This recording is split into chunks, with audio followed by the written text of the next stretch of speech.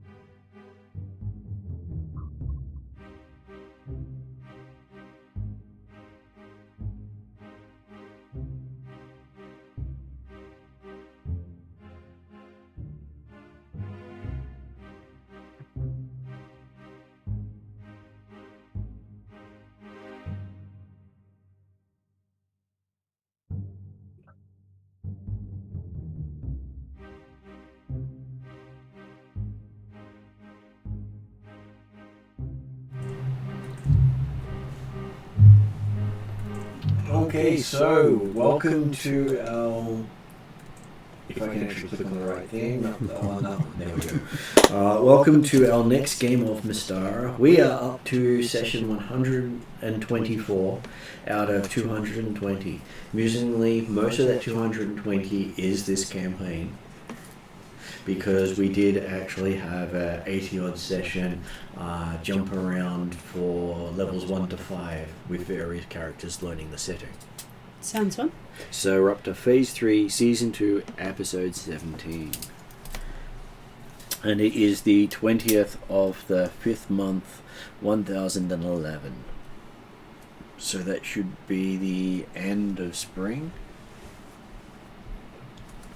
which is always useful. Bad. We'll do online today. Online today we have Jeremy. Yes, okay. Good evening, all. I'm playing Karameikos, the Goldaran noble of Karameikos, previously home kingdom of Karameikos, currently Grand Duchy.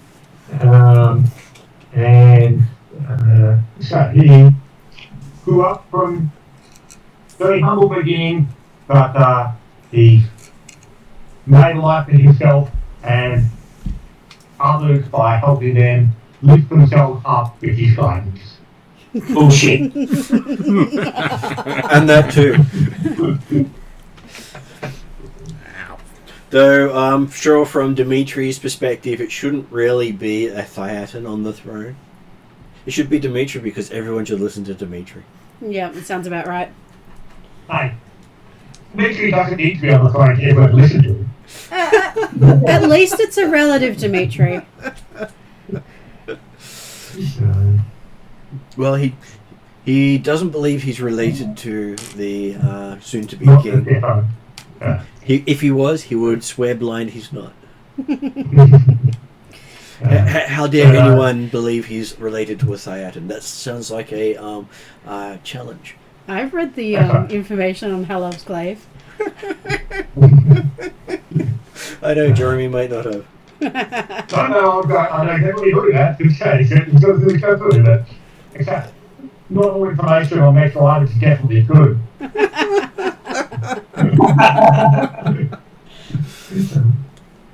Also online today we have... You got what to add there, Jeremy? I was going to say, because obviously, Dimitri wouldn't be pushing for the throne of Karameikos. He's too humble and giving. Mm-hmm. Right. I mean, he gave up the role of emperor already. That just shows how self-sacrificing and humble he is. And I'm sure that will be in your press release soon. Yep.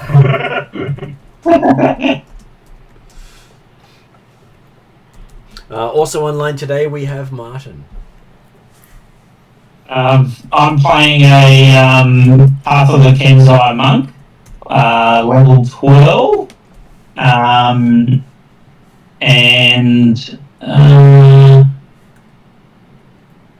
that's about it. Really. Well, yeah, there's a whole backstory that I won't bore you with. I just realised, do you eat like a halfling, Trellin? It's completely up to him because he's not. He is an elf who never grew up. True. Well, You can drop an elf custom competition for living. He has by adopting the elf race, there's a bit of a muddle of how much food intake it takes because I'm in 4 hours of trance and I don't actually go to sleep, so I don't know where that leaves me. But you do have memories of what sleep's like, and I'm sure you miss it sometimes. Maybe. And I'm sure the whole food thing it's all necessary. Yes. Yeah, so I just eat as much as I need. Of course, no matter how much you put on, how much you eat, you never seem to put any of it on. So technically, you can eat 10 times that of the elf next to you, and look just as thin. Right. But hey, you do act like you're on sugar most times. That may just be the halfling in him. It sounds like my 6-year-old.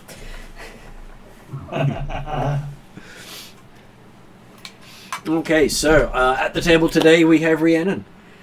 Just as I'm taking a drink. At least I managed before you started the drink instead of mid-drink. True. I'm playing Hildren, the Genasi Ranger Cleric, who is now apparently hunted by my prey. And has come from the lands of the Vikings and pillaging to help out the less thrifty, less resourceful members of the party. And also helps that you come from the Norse people who are all stupidly tall for humans. They pass the 6-foot mark, where Yep. most humans generally peak about 4 to 5. Yep. Not much bigger than dwarves. Yeah, feels like it. Especially the Athengarian horsemen. They're all small. Not the small size, just small in height. It'll be fun if Hildren ever meets Drachma. Also at the table today we have Sean. Yeah, I have thought about what I was going to say, and I have definitely done that. I'm playing as Genric, who is currently run off somewhere, and unsure if he will be coming back. I'm sure he will. Eventually. What's the worst that can happen? You end up with a bunch of little Genric rats running around the forest. Yeah, the rats do seem to love him. I'm sure if they just follow the rats, they'll find him. I can track you. And then you start you're tracking all these little Genrics. Yes. I need a Wait, glade. there's two I of need them one now. of my scimitars to lead me to Genric. He's off finding Bradshaw. Oh, then I can. No, I don't have the Bradshaw's Bane. I do. You do. Genric has it. Look for the hammers.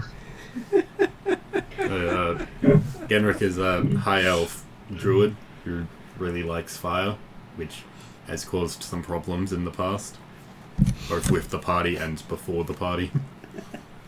Well, hey, it's one of the times they got to find out putting up a wall of fire between you and your opponent that's taller than the party really does hamper ranged attacks. And melee, when I can't see what's coming at me. Yeah, you were yelling at me when you couldn't see, and as soon as I put it down, you all started flying. Well, I didn't. You threw me in the air with erupting earth. And I saved your horse. What horse? Genric had a horse. Yes. I've been too focused on the rats. You had Maybe a horse. Hildrun has now inherited another horse. Maybe. I'll have to come up with a name for it. Genric 2.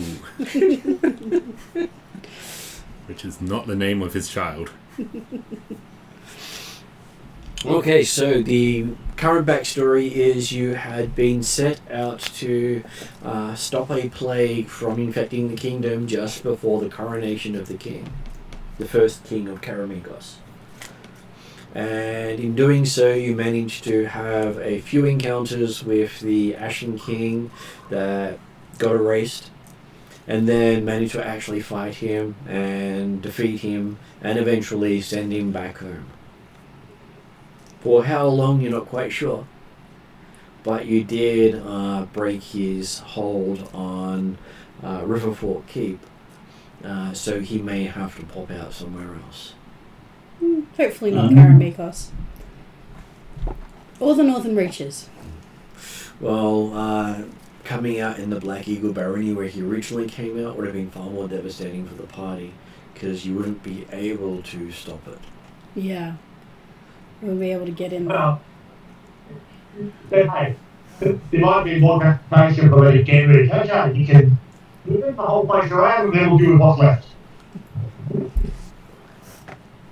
Genric would have loved that one. Yeah, wouldn't have done any damage to the guys that we played, but it would have dealt with another problem in Karameikos. Yes, unlike in Dimitri's lands, you would have been allowed to burn down these forests. There would have been no spreading of the plague because there was no one left to spread to. Yeah. Cleansing fire would have been cleansing fire. But then you'd probably be hunted down by Bargle, so... And the king. Yeah.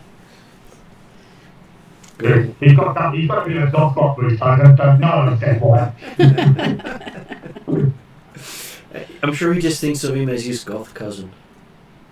Yeah, I've got one of those. I have a soft spot for him too.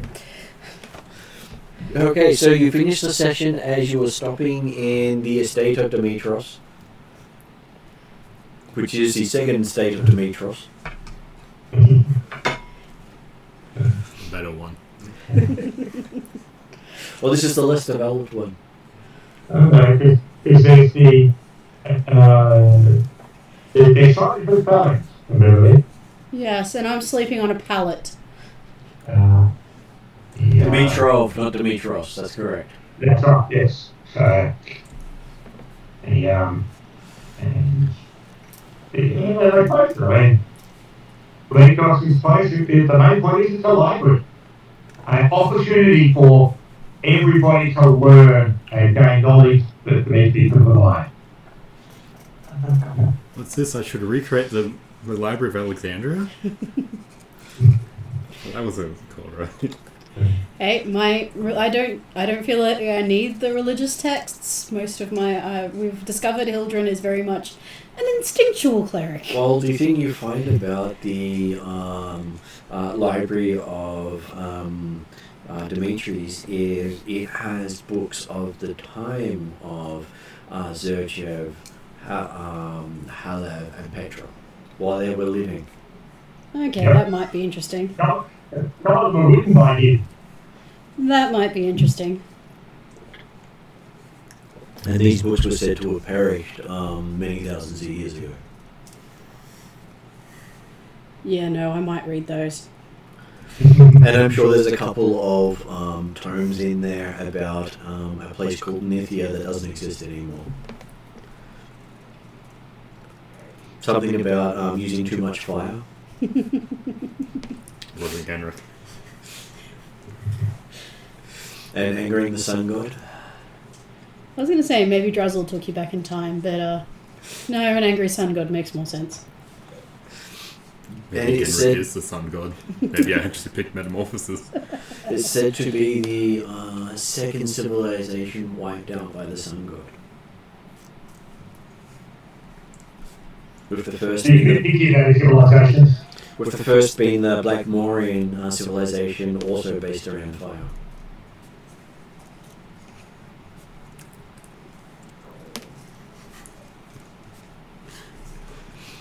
And they say that the current civilization based around fire, known as Galantry, is currently in his sights. Mm-hmm. You would expect that the sun god would actually support fire societies. Nothing can be brighter than him. If it turns out that Genrick is the sun god in disguise, it's going to be hilarious. Yeah, you threatened to kill him and drown him in water. Oh, I just told you that I would cure your lycanthropy by submerging you in that holy also water. happened. I didn't threaten to kill you. But I'm sure from his perspective, submersion in fire is in water is death.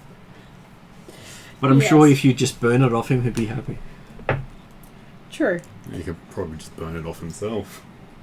I mean, I'm We fairly take boiling water. Yeah, I could boil it. Even better, just make it flaming oil, and I'm sure he'll be happy. Give me enough time. I'm sure I can bless enough oil.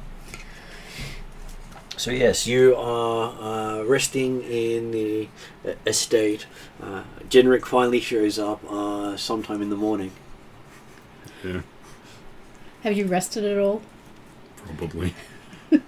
Curled up somewhere in the forest? Well, he can be wild shape for 6 hours. That's long enough to do a trance, I think. Is it 6 hours or is it longer? I think you can actually 5e, do it a lot it's... longer. I haven't actually read the D&D one, but in 5e it's 6 hours. I just thought I'd look it up for you because it's always interesting to see what the differences are between them.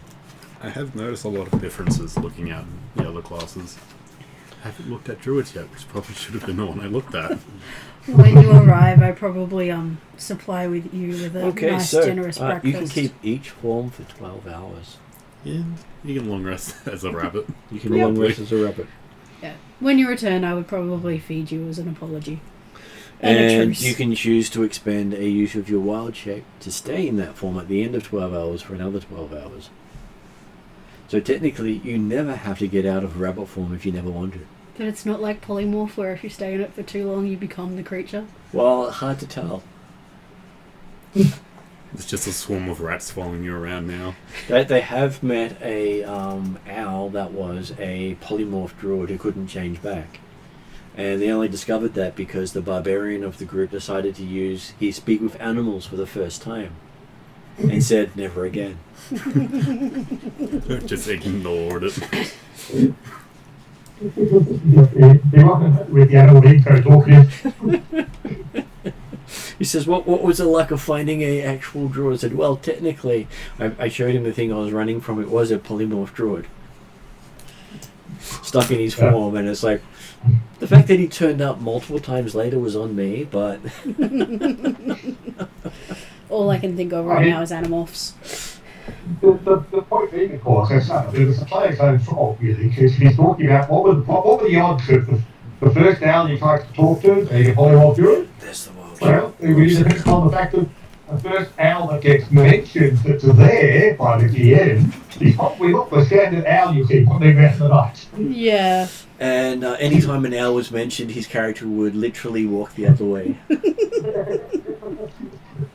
Yes, now we need to spot a lot more owls in after that point.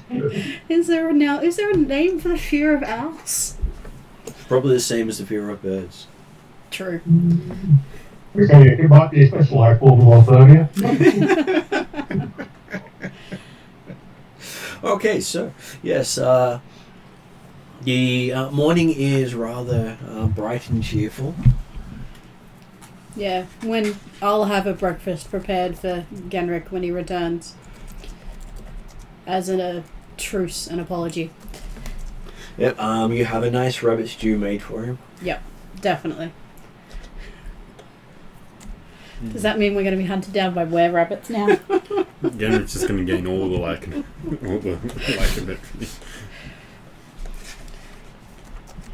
Actually, Google gives a homophobia. That works. Well, he's got access to Google, of course he'll look it up. Homophobia. Well, he is playing as Dimitri, not Dracula. Dimitri would know. Or Dimitri will make it up and say he knows. Yes. Like I seem to do with religion checks. It's called Dimitri phobia. As I say, or as I've started saying, Dimitri's always easier with food in front of you.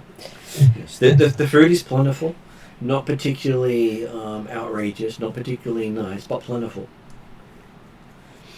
You really should have gotten the halfling chef to come along and cook for you. Yeah. You're already regretting him not being there. I feel like if I'd made a rabbit stew, it would have been with one of his recipes. Though the stew has been made with a traditional style of food that was in the recipe books written by Zerchev. Ah, no, I like that. And he couldn't cook. Damn it. But he did write a recipe book. Yeah, well, I'd definitely be perusing that. You do think that this is probably like 9 out of 10 is the best ways to poison someone you don't like. I will keep that in mind. So it would have been a great meal if, say, you did use magic to enhance every aspect of the meal, such as prestidigitation. But on its own, without that magic to give it the flavour it was missing, and finish the cooking process. So is it uncooked meat or? It's slightly undercooked meat with very little flavour and definitely undercooked vegetables. Can I use my survival skill to cook the meat? You can. And sprinkle some herbs I feel that like would make it slightly more palatable. I feel like if I'd actually cooked if it was rabbit stew cooked by me, it wouldn't be the. Did you follow the recipe? No. In which case, then it probably was palatable, but the ones prepared by the essential of the place prepared it following the book exactly. Yeah, no, I would have prepared it, and I would have noticed. I would have looked at the recipe, noticed the issues, and done my own. Well, it has timing, cuts, and all that sort of stuff, and you just look at it and shudder. Remember, I did spend the time on our way back from the Five Shires learning from the chef. Yep. You're sure the chef had read this at some point and thought it was a joke book? But I'll read through it to figure out if there's some ones I can base it on and enhance. Oh, if you had prestidigitation, you could pretty much make any of these meals into a masterpiece. Yeah, I don't have that though. I just have my knowledge and practice. But Zerchev did.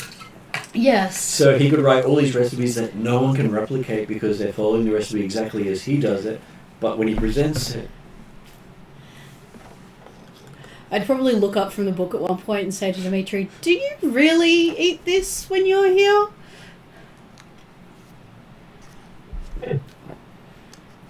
Dimitri's not a traditionalist.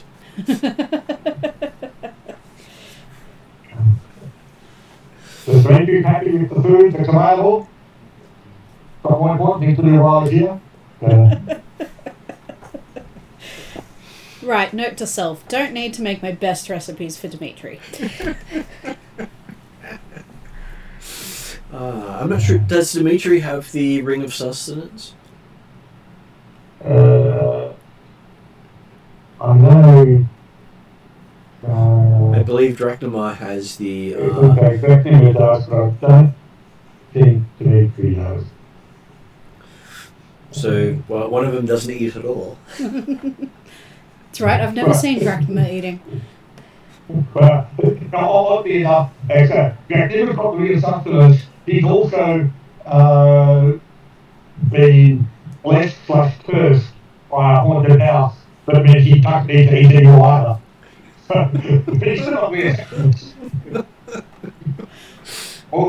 But he can never starve, officially it is. Yes. And this is why we check over houses randomly in the wood thoroughly. The last one this group found had an incineration trap in it. Yes, if we'd stayed there overnight. Well, they went to Castle Amber. So, if you know Ravenloft, the actual module in the setting, was based on Castle Amber. So that was the original one that inspired Ravenloft. Cool.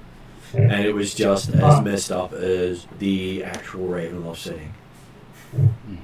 But also the important thing to be aware of is that the family that lived in the commas in Castle Amber was also the family of Stefan Etienne, who one of the princes of Calantry and founded Calantry after having coming from Francia.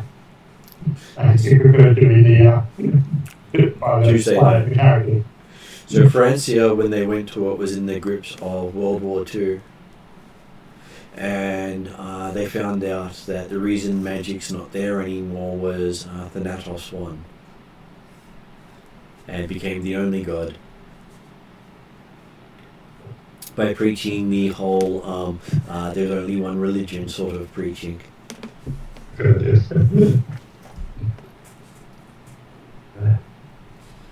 Okay, so Genric's come back. We've all had a rabbit stew of varying deliciousness.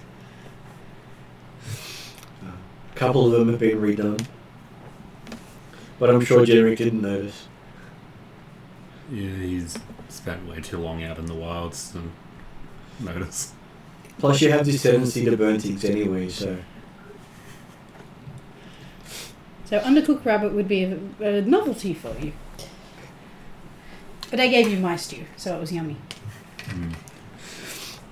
Okay, so not long after your breakfast, you find that all your horses have been prepared for travel. And instead of his usual phantom steed, a carriage has been brought up for Dimitri. Okay, we're in a hurry. With I'm sure the coronation would happen before the leader gets there, so... With a insignia on the side representing Dimitri's estate. So what does Dimitri's insignia look like? I think I have thought about that before, but I can't remember off the top of my head. I know I've asked you a couple of times, so... Just his face. A book. How the World Should Be by Dimitri. As I say, it's probably likely to be a book and a quill type effect.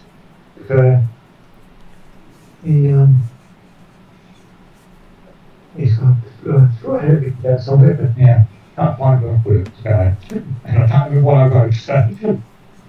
That's all good. I'm sure you'll look it up. So it does scream Dimitri. Mm-hmm. And I'm sure it has a motto along the lines of "Listen to Dimitri. Dimitri is always right." I'm Dimitri. No, nothing like that. Simply, knowledge is power. And if you look at the subtitles, if you look at the nature of knowledge, you'll know that. I was going to say, there's a footnote there saying something like Dimitri knows all. And I'm sure somewhere worked in there would be Yem's diamond by this point. In symbology, you mean? I'm sure you've worked that in there somewhere. Yeah, probably fair. Not that I completely recognise that what it was, but... Dimitri... I can definitely imagine that Dimitri would be advertising he has something without actually telling people he's got it. Absolutely, that guy. Does Trellin have an estate and an insignia and stuff? Well, I've got a group. Your followers. On. I don't have like an estate. You do. You've got a monastery there and everything, and they were all preaching the word of Trellin on a daily basis. Would that be in the Feywild? No, that's literally in Radleb Woods nearby. Yeah, it's about probably a dozen hectares or so east of Dimitri's estate. Somewhere between Alright. Dimitri's estate and Raphilion. Cool. Yeah. So yes, And there are a bunch of poorly dressed elves with their heads completely shaved, carrying some books with the name of Trellin on the front of it. They've shown up as to be Trellin's escort for the trip. I okay. was about to say that this, alas, while we've got plenty of time to get the coronation to wait start before the beach gets there, it's not worth taking a detour to go higher and look at Gallagher's estate. I'm sure it's just this miniature on a hill in the distance. So somehow Trellin's a religious leader and Dimitri is a, landed Well, gentry. he founded a monastery for monks, but is not always there to, teach them. And they're not quite sure what to follow, so they just write everything down he says, and they've been scrying on him for years now. These are the ones he had to try that were following him that he had to try and get rid of. So they've reverted to scrying on him and writing every word down that way. Might not make any sense, but they write it down. Are they a bit starstruck at seeing Trellin? They're always starstruck. And they completely ignore Dimitri. Because Dimitri's words by Trellin should be ignored. I've had to say the fact that it's a bit hard to realise they start up getting Scotland, because obviously they thought of each at the same time.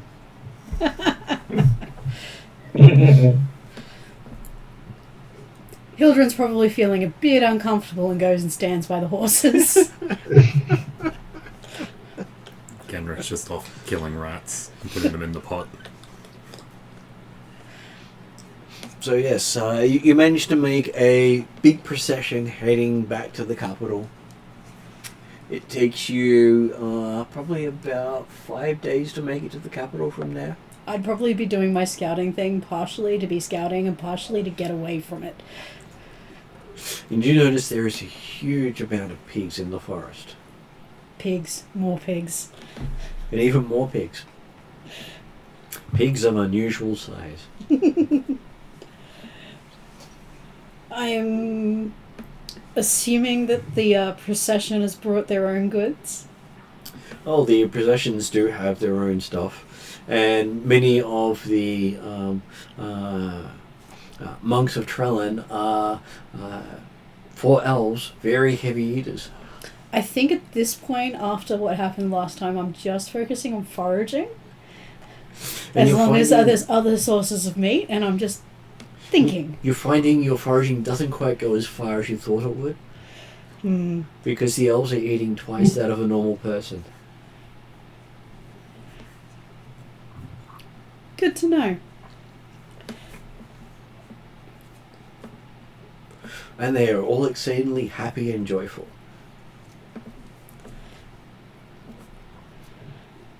This is Trellin's halfling influence, isn't it? Pretty much. I was just waiting for the occasion to get Martin to remember what it was about food that was a bit different for Dimitri. It's the fact that he's got the eat like a bird, human racial creature.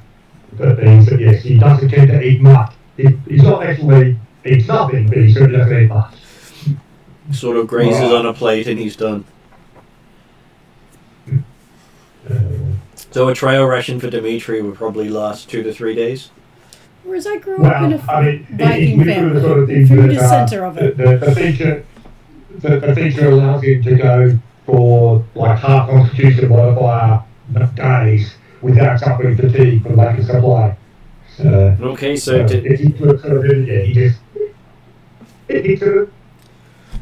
eats what's necessary, move on. so does that mean? So what's your constitution modifier? Well, they're used to be +4, but currently they +2. Okay, so he can only go 1 day now without eating. Yeah. Well, okay, let's see how you without eating completely. Obviously, he never needs to eat much. Whereas I'm a eldest daughter of a Viking family in a Viking town where nothing goes to waste and eating is central to the family. Well, plus you're taller than Dimitri. Obviously you have to eat more. Eat more. And I obviously move more than Dimitri because I'm doing twice the distance of everybody else. And Dimitri's just leisurely sitting in this cart that's dragging him along. He doesn't even have to use magic. Well, a funny might be that in my list of spells that I'm looking to get potentially is the rare version of Phantom Steed called the Bell Hunting Phantom Steed, which basically summons a cart or wagon. Is it as fast as a Phantom Steed? It'd be faster fast, yeah. It's all Okay, cool. So a it's car. a rare thing, but the advantage is that you can transport up to 6 people. So how many people do you take in the cart with you? Well, I mean, this one's obviously designed to go more noble carry, probably only fit 4 comfortably, so they're going to Dimitri. So, Dimitri, me, myself, and I. What's Genrick doing?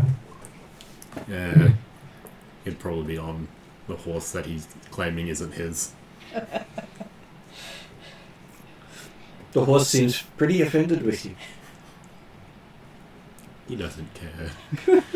I'm fairly sure I would have looked after the horse for a little bit while we were at Dimitrov. Which You is are partly why he's replaceable. offended with the other elf.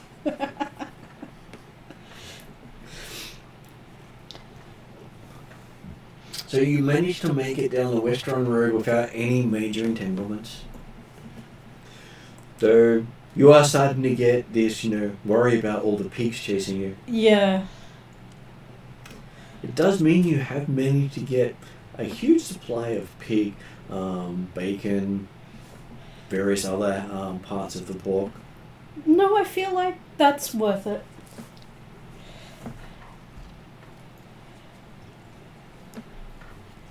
And luckily it's not a protected animal. I will have been praying to Zerchev to find out what needs culling around here and what to leave alone. And you make it into Speculum to see that they do have banners up everywhere, welcoming people from all over the region. You see pennants from the Elves of Alfheim. You see those from the Merchant Princes of Darrakan. You see some from the Halfling clans of the Shires. But then again, a big chunk of the Halfling clans do reside in Karameikos and call it their home already, so not that hard for that one to fit in there. The big notable exception is there's nothing, no pennants from the Empire of Thyatus, which is in the middle of succeeding from. So it would make sense that they didn't send a delegation to the kingdom that's splintering off from them in the middle of a war. No presence of the Northern Reaches? The Northern Reaches are far Not enough really away that bothered? they see Karameikos as a minor thing in the distance. They don't really have a big navy, so how important could they really be? Yeah. And even though they do share a couple of gods with them, they don't worship Odin as their main god anymore. Disgraceful. Says the cleric of Zerchev. The flags of Yularum are seen there as well, which from the Northern Reaches you are very familiar with, because they're the desert people that border the Northern Reaches. And it's an unnatural desert too, because it never rains in that region. And it hasn't rained in that region since the god Ixion cursed it.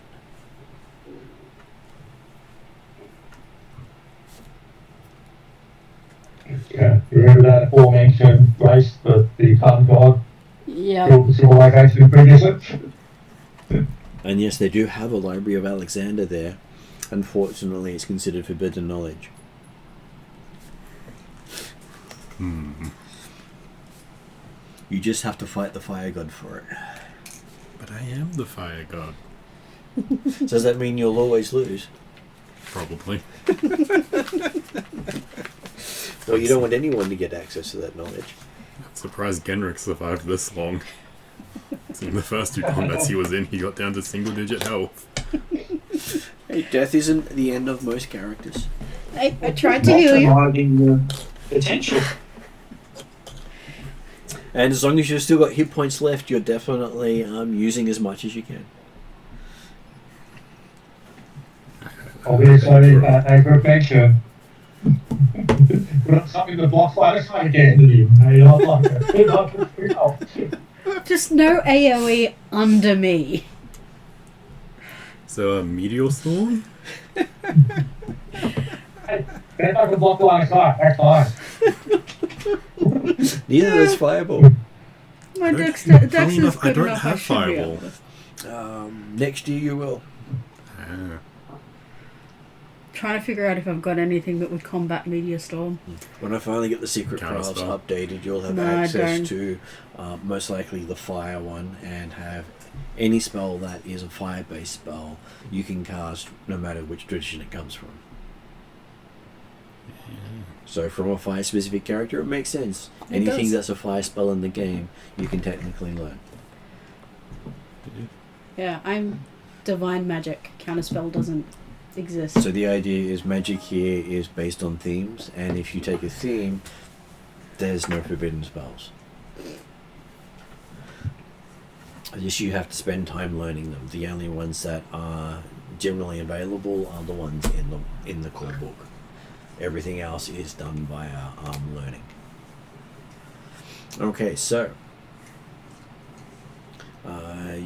as you're coming in, you find that everyone is basically being checked on their way in, having to identify themselves.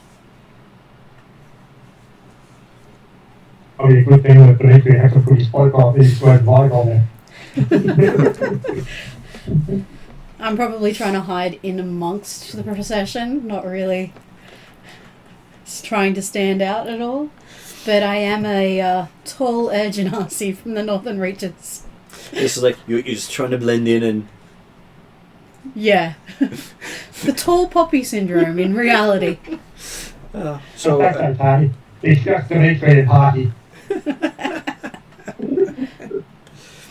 you do see that everyone just seems to pass through an archway, and then the person on the other side just either says, nods or shakes his head. Cool. Ah, they got metal detectors. I was going to say, airport security. And with those he shakes his head to, generally end up dragged and chained. Oh no. Yeah. Oh no, I just realised what Genrick is. Did we pass through okay? Okay, so as you're getting there, Dimitri's been through this before because it's a similar setup to the Duke squad. Yeah, thanks for I was thinking that our Christian Emperor has made his mark on the security footage of the king's capital. Well, if you want to stop spies and infiltrators, you can actually have something that announces who someone truly is. Didn't we do that with the bridge? Yeah. There are a lot of things that do that. You were okay on the bridge. He wasn't a werebear on the bridge. True. And they seem to have a ledger recording everyone who comes in. It doesn't bother me that much. I've With got a nothing to scribal hide. name. I've got nothing to hide. If it was Seeker, that would be different. Yeah, aren't you glad it's the different character this week? Mm-hmm. And finding out they have that technology. I wonder what it would pick up for Seeker. Potentially her homeland. Even if she's part of the circus, she's still tied to her homeland. I'm more thinking about the name. Would it be her elven name, Seeker, or one of her identities? It would be a name that could be tied to that person by a rank. Huh. That's another Not- interesting point, but I will ask you about that Not later. quite a true name, but close. Anything that could do the true name would be definitely bad. Yeah. So yes, they seem to be writing down everything that comes in. You do hear a chuckle as Genric goes through. No. Well, I mean, is the gateway designed that it's a single file entry? They do slow it down to one person, but the person doesn't really have to have too much space between them and the next. Yeah, okay. So it's not really slowing them down too much. They're just making sure that whoever comes through doesn't flag up as oh crap, assassin for hire. Yeah, but also the idea that yes, there's no confusion when two names talk at the same time because two people have gone through at the same time. Yeah. Yeah, so I'm sure they've learned that mistake. Yes, 20 people come through at once and one of them's flagged. Do we arrest all 20?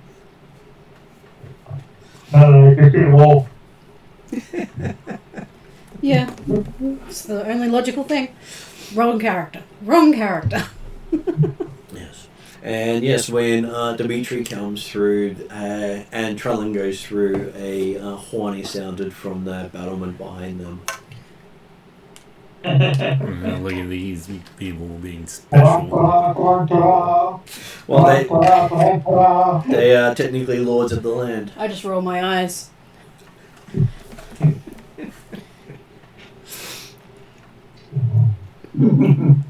And a detachment of guards is assigned to safely get them to the keep in the center of town. Is it another Dimitri keep or? It is what's currently called the Duke's Keep because he hasn't been crowned yet. Ah. Dimitri's obviously one of the more important people in the town, but he lets the name go down to the Persephone. And there is more people in this town than Dimitri has ever seen. Even at the height of their festival, this town was never this packed. Yeah. And the reason you've got an escort is they're basically pushing every other non-noble out of the way. They are doing it politely, but it's basically someone coming through. Yeah, when it would be the point occasion, everyone could be there. I mean, Dimitri's there, so everyone could be there. And Dimitri does seem to be a crowd favorite. As one of the few Traldaran nobles of the nation. Not to mention all the good he's done for Thessalar. Hey, so some of these traditionalists don't really care what you've done or haven't done. You're just the fact that you're Traldaran is what's important. Yeah, and a very important factor. And I'm sure it's the equivalent of vote for Dimitri. He's Traldaran.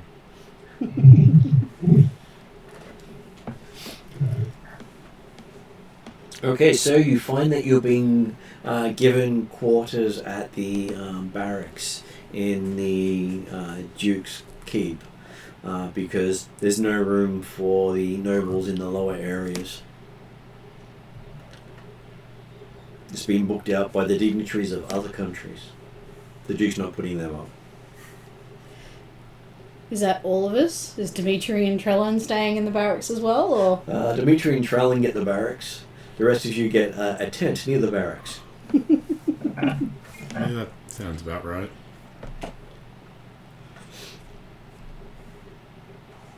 And your horses have to share a stall because they only have so few left. But hey, I'm sure the griffins in the stalls nearby aren't going to eat your horses while you're not looking.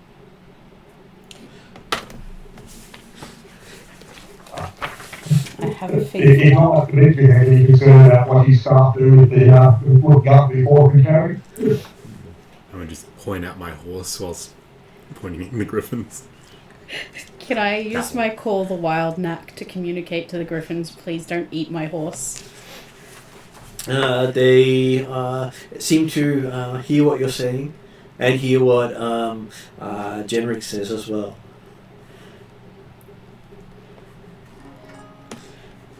So you're sure you'll only have one horse to worry about by the time you come back? As long as it's not video, I'm good. We can sue them for the griffin. Making sure that's something I have to chase up. Nothing at the moment. Every now and then while Raiden's out, she sends me messages needing assistance. Makes sense. And then I get all the other messages from people sending me memes. I'm perfectly comfortable in a tent. It's a nice tent too. Doesn't have any holes in it. Doesn't smell of unwashed masses. Lovely. Are we in there with the rest of the procession? You're in there with the rest of Trallan's and Dimitri's entourage. So the crazy monks are there too. Yep. And the rats. And the rats. Yeah, the rats would come and find you. And they do keep saying the word of Trallan. There's a lot of ums in there. I feel like if she can get away with it, Hildren would just get out of the city if she can, but she'd be a bit afraid to try and go out through the masses. Well, you're right in the very center of the city. Yeah, I think she's looking a bit agitated. And the fact that you're in the keep area of the Duke means that you've got less people here than outside of his actual castle walls. Are there trees or gardens There or are something? gardens, and you're set up in the middle of the gardens in the tent. Yeah. I'm sure Genric can get us out using a tree. It hasn't gone wrong before. We're not in the Feywild still, are we? No, Not near them. I'm fairly good. I think we're fairly good for the Feywilds, but But hey, when you go through the tree, you are.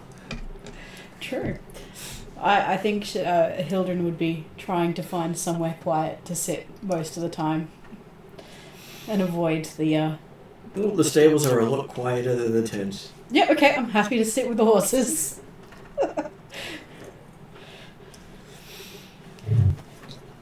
Maybe even talk to the griffins a bit. Yeah, so the griffins all have the whole haughty sort of attitude, as they seem to be the mounts of paladins. Hey, it's better than the monks. You've never met that type of griffin before. They almost talk in tones that really grate on you after a while. But I do have a little sister, so I'm used to that. Okay, so it did take you 5 days to get there. Yeah, we have to keep track of the moon cycle now as well. Yep. That's okay. You're getting closer to the next one. So it would be the 25th of the 5th. Okay, and you are well, it's now the third day into the Spring's End Festival, which is one of the holy times of entropy. When Stefan arranged for his coronation, what date? Basically, the transition from one season to the next is basically a good omen for any country creation.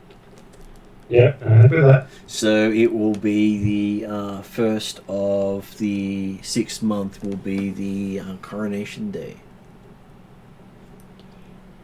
which makes it the first day of summer.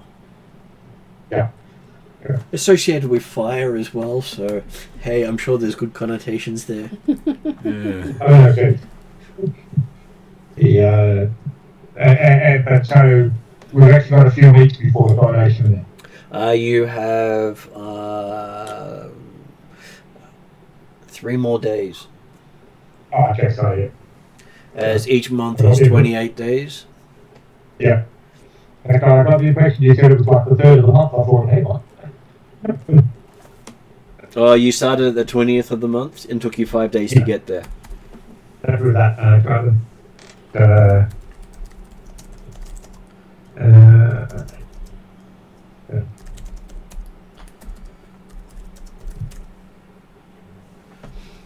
which is always good having all those things set up.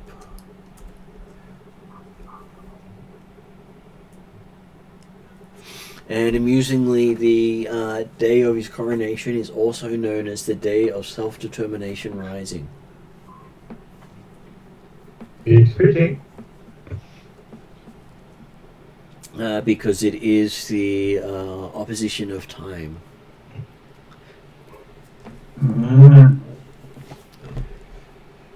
So you'll see the holy gods of that time frame are all the gods who oppose times, which include Hel, goddess of the northern reaches.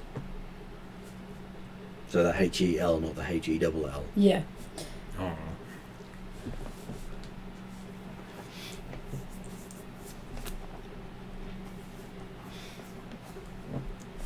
And you have 3 days of pomp and ceremony where you're required to be part of the entourage, and you find that there is the nobles from the Elven Forest here as well. So the Kalari Kingdom, which is based out of Radleb Woods, has shown up to show their support for the king to be. And a mysterious group of elves who show they've shown up as well, but no one really knows where they came from. And for some reason, no one ever wants to say where they come from. They're just those elves over there. But they said they've shown up for support, so they were allowed in. So has Dianthus sent any observers / embassy at all? The Thiatan ambassador has been recalled. Yeah. Because once the pact was broken, technically the ambassador was not permitted to stay any longer.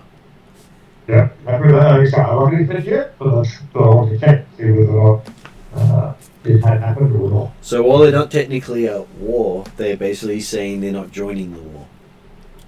Yeah. And you do see the nobles of Alfheim have quite a few clans here in representation. And you hear through the grapevine that they're negotiating the right to resettle into Karameikos and be part of his kingdom. Because the forest of Alfheim is no longer viable. Which means Genric's homeland is being abandoned. Opportunities. Hildren would recognise where the mysterious elves have come from because of her training and past. It's still a bit hard to tell. They do resemble the secretive elves of the northern reaches, who are more fey than sylvan. Cool. And more in the sense of folktales than reality for a lot of people. But whereas these elves do resemble them, they're not quite the same. And they don't advertise where they come from. So they could literally be elves from the secret forest of inside Alphatia. Because there is a bunch of secretive elves from there as well. She looks at them, thinks about her new scimitar, and doesn't feel comfortable approaching them yet.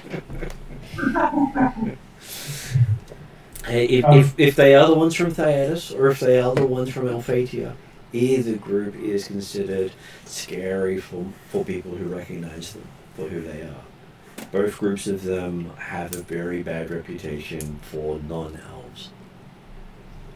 Yeah, but if they're the ones that the sword relates to, we it may do relate to both.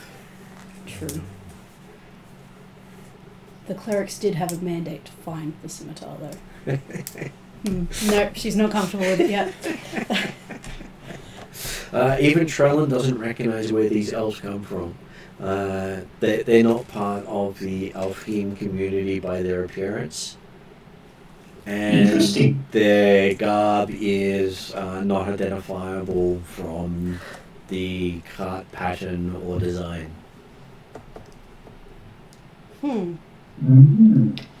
As a player, I have strong suspicions. As a character, I would not know. Hollow World elves, that's fine. They are not Hollow World elves because having met the Hollow World elves that you came into, that would require them to actually care about anything. The Hollow World elves you actually heard about and met were so laid back that even requiring themselves to eat was almost too strenuous an activity for them. They were known as the Gentle Elves because they had almost given up anything physical, even to the point of self-preservation. Yeah. There's a reason they can't carry them. How are the Alpine elves, particularly the nobility represented there, and the Polari Rifilian elves interacting? The Rifilian elves are lording it all over the Alpine elves because they haven't lost their home. Mm-hmm. And there are comments about how forgetful. Oh, you really should, pay more attention to what you do. You need more space. So the Polari are getting their own back after the centuries of what the Alpine said about them. They've been treated as the poor cousins for over 400 years. Yeah. And is there any discussions? Okay, so if Alpine are looking to build a home in Karameikos,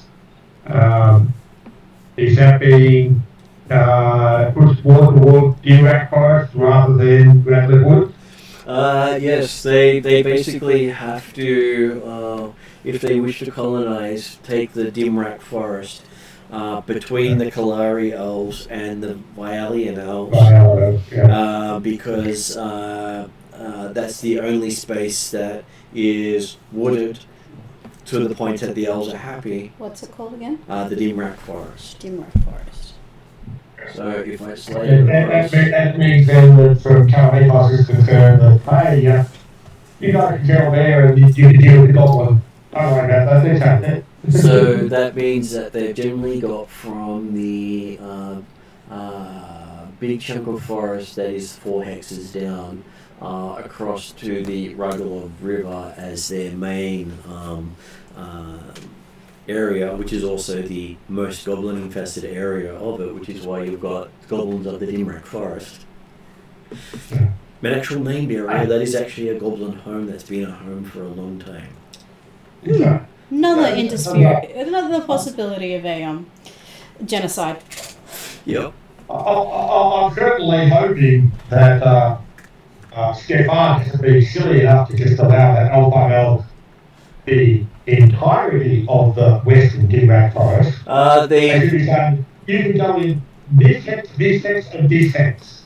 3 hexes, give them 3 hexes to play with. Well, he's given each clan that comes a hex to start with. Oh, okay, thanks. Good. How many clans look at it? Currently they're in negotiations because they're not quite happy with the amount of space they're getting. Yeah, how many clans are being represented from Alfheim? There are 7 clans from Alfheim here in discussion. Yeah, okay. Oh. Okay. That seems fair to give them the nice set of hex log. The one hex around by the stomach. Is that because Dimitri wants to claim some of that forest for himself? No, not at all. I think just...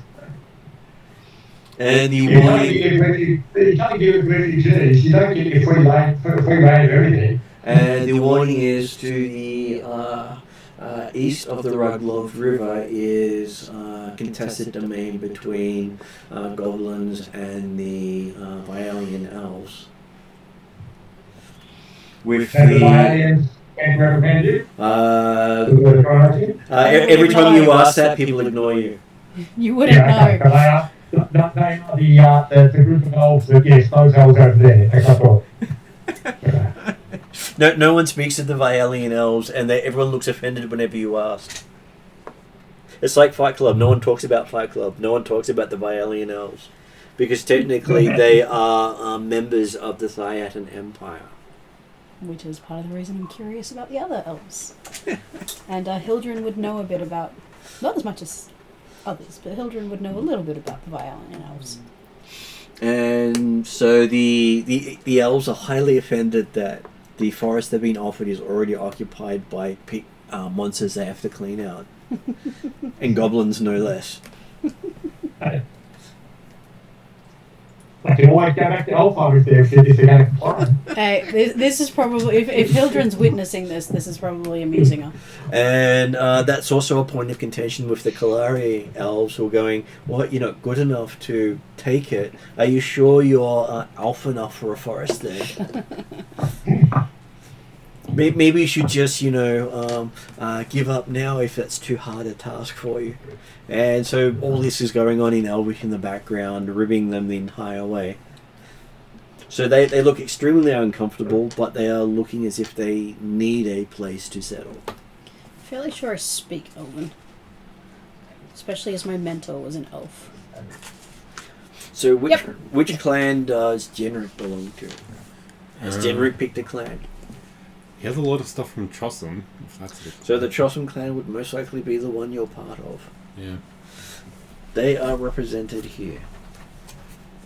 Oh, I even have the core of what the Chossum believed.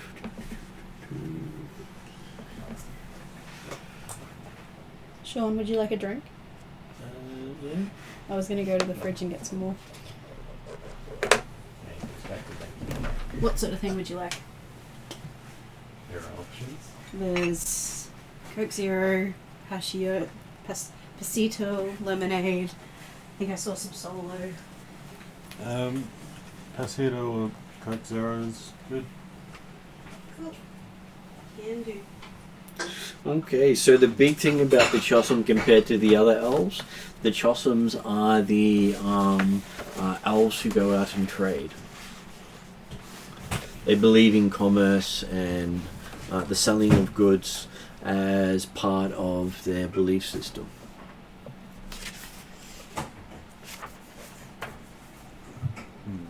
The goods that I offer is I don't burn your house down. You give me money, I don't burn the house down. I'm not a mafia, you are. Thank you. So is County Viala of Diatus actually run by elves, or is it actually run by that? It's run by elves. Okay. And So the Vialia elves in the East Rugby Wood are basically getting to go over the border somewhat, or the border's contested. the elves don't believe the border exists because they've had that woodland for longer than Karameikos has been around for. Yeah, they can't establish it, but yeah, so like from a Karameikos perspective, yes, the border might be contested as it's going through, and that's why that the Vialia elves are accepted as being part of the New Kingdom, and also essentially acting as representatives of Diatus, which is why they're not talked about or spoken to because officially Diatus speaking down. So the different clans you have here on representation are the Chossum, who are all about the wealth and progression of ideas and concepts throughout the world, as long as it's not science and technology. Because science and technology is evil, and that's when they call in Genric to burn things down. Well, probably what his parents were brought in to do. Well, hey, if you ever come across someone who deals in advancing science, then as far as the elves are concerned, they deserve to be burnt down. Yeah. And there are not many elves that will say no to that. Because it's part of their belief. Then you have the Arundel, who are the artisans of the elven community. Also were the royalty of the kingdom of Alfheim. Probably the snootiest elves here.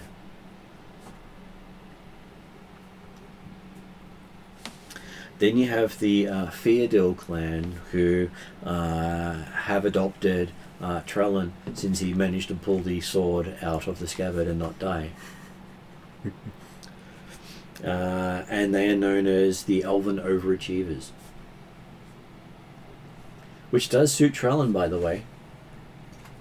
Yeah. The overachieved high. Do they just overachieve at everything? If there's anything that they're trying to do, they do it better than anyone else. Okay. And it's not because that they are that good, it's because they dedicate so much to that thing that most elves will, I'll spend a little bit of time learning this, a little bit of time learning that. If they're going to be a warrior, they learn absolutely everything about being that warrior. And they will know so much obscure stuff that most people will just go, I don't know why you learned that. All knowledge is valuable. So the whatever profession they are, they're the geeks. Yeah, they are the geek of that profession. And they are encouraged to completely geek out that profession. Which is why the followers of Trellin are so into what Trellin is doing, because they are his followers. Whatever he does is important. Makes sense now. By the way, that was why that was written in there for you, Martin. Is because I actually took the personality of the clan you joined and applied it to your followers. Then you have the Grun Elf. They are the ultimate foresters. If you want someone tracked, you can get one of these guys. They're guaranteed to find the target. No matter how many tricks you have, there's never been reported a single person who got away from one of these elves. Mm. Then you have the Long Runners. They are some of the best magic users in the world. But elves come first. And if you're not an elf, why are you talking to them? And they will tell you that. Repeatedly. Mm-hmm. Next is the Meadil clan. They are known to be the best historians in the world. Meadil? The Mealidil.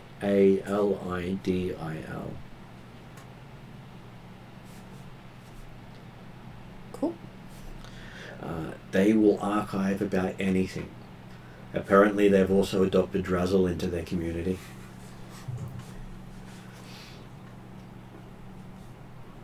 And that they've been known to pay people to steal from libraries. Seems probably worked for them. So that they have one of the best collections of history that the world's ever seen. And quite a few members of their community have read all that. Because not only do they hoard it, they read it. And they have the time. And the last clan that's here representing Alfheim are the Red Arrows. Anyone who sees them on the field will recognize that they outshine just about any other army. So if you look at Lord of the Rings, you can see those precise elves. That's these guys. All they do is train. I was just thinking the Simpsons movie. I painted my arrow red so I know which one I hit. So the Red Arrows and the Meadil are clans that splintered off from the first king of Alfheim. And they took his name and formed both clans. As he was a historian and a fighter, as well as the king. And he is literally one of the Elven pantheon now. So the first king of Alfheim is also a Fey Lord and a Immortal of Mystara.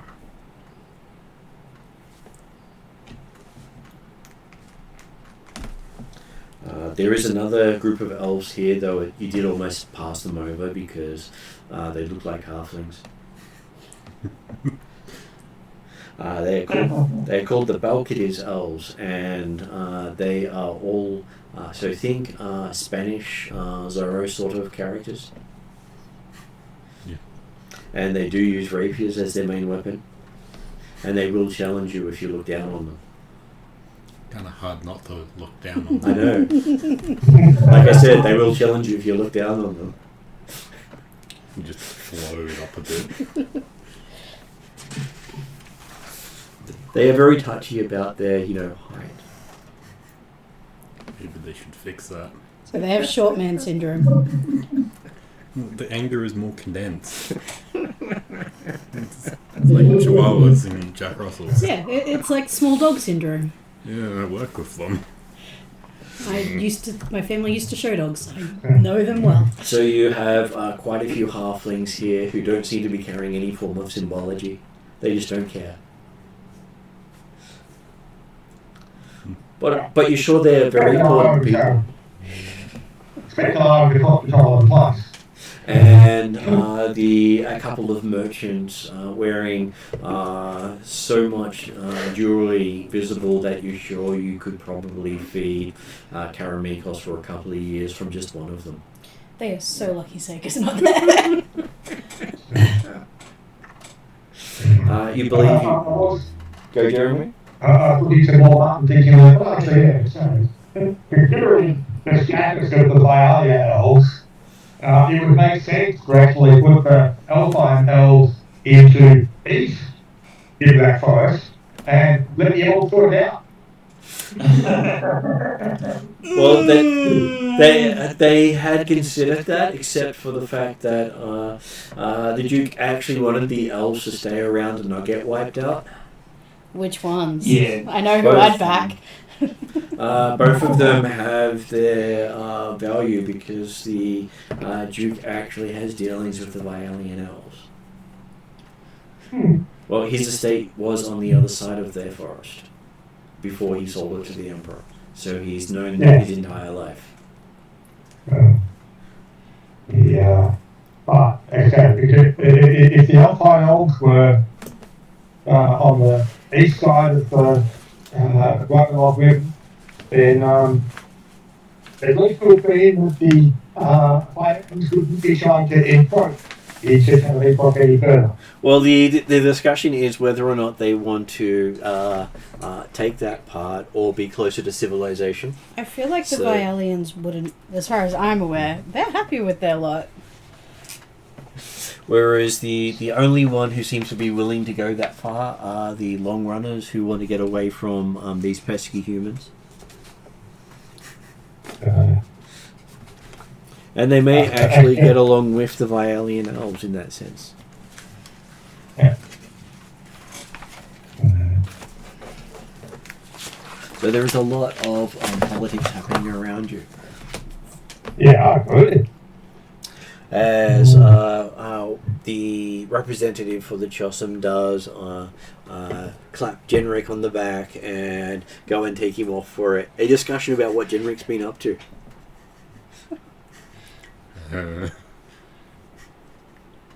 You haven't sent any reports, he says. Who are you? I'm your clan rep. Didn't you know that? Ah, yes. I've been lost in the Feywild for a bit. Again? Yeah. You know, that happened when you were a child. We lost you for about 10 years. At least we think it was 10 years. It's hard to tell. We weren't really paying attention when you went missing. That's right, yeah. You mean they lost him from winning too? 10 years for an elf is not that long. But hey, when we found you, you hadn't changed much. But you did have this desire to burn everything.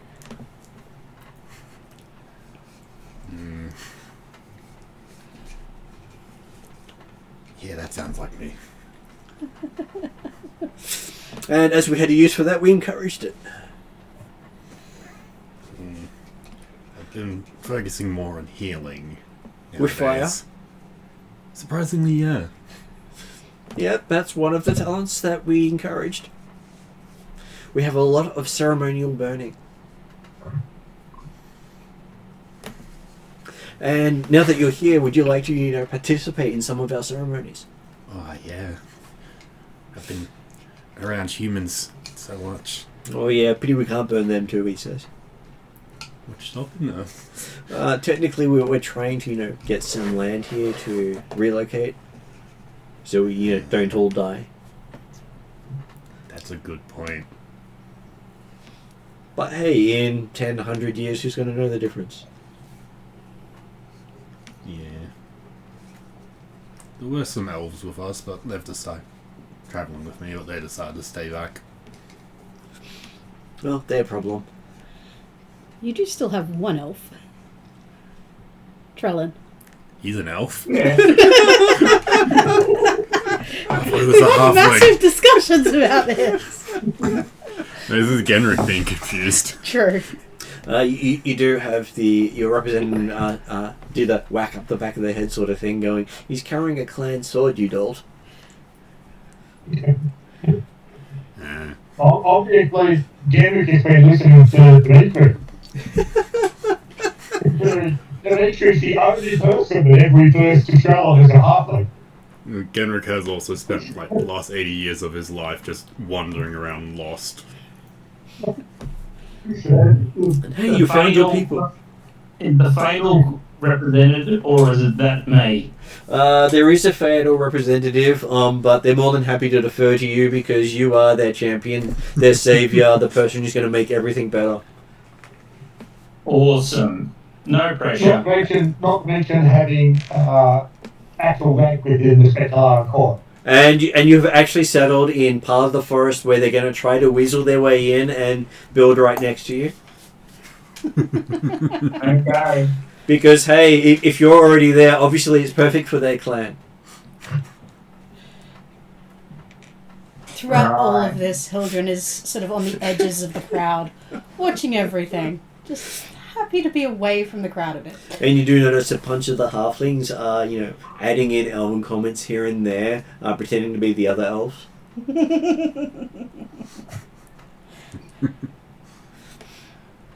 They're just enjoying the entire baiting each group of elves. That is probably one of the few times you actually see the other elves setting off to the side actually interact with anyone. They seem to have a good time talking with the halflings.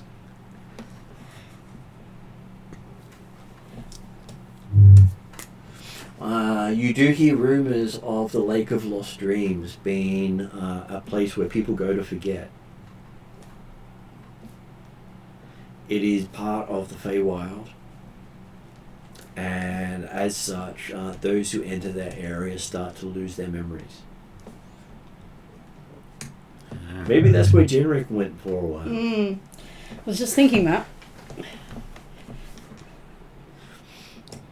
And there is a rumoured sanctuary called Haven, just north of it, that people who are lost can generally find a safe haven, which is why it's called Haven. Of course, those who go there rarely come out. Dimitri's one of the few who came out. Yeah. After rescuing a princess or something, I remember. That is correct. You did rescue a princess from there. Okay. With the whole things going on, Trellin has been taken aside to go over all the plans for building on his estate. And about how they're looking to plant their tree of life near his monastery. Having well, it means that you'll be the main protection for your culture. Right. Each clan requires a tree to function. And your priest will be one of the main teachers of the clan. So the word of Trellin will be spread throughout the Theodel. Oh, no. Okay. You better teach him right.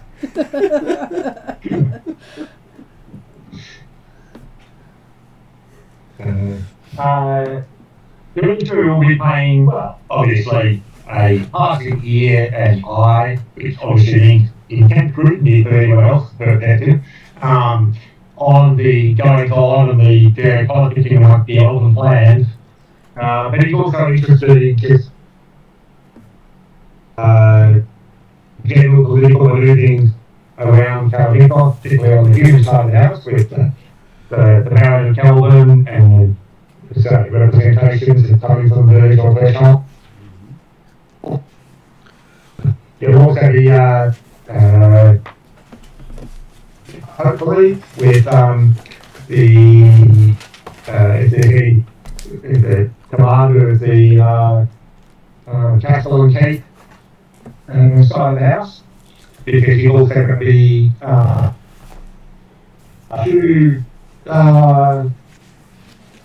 sort of some guard at the library, because they say a bit unhappy with the way that they're going to keep redirected the afflicted towards his domain.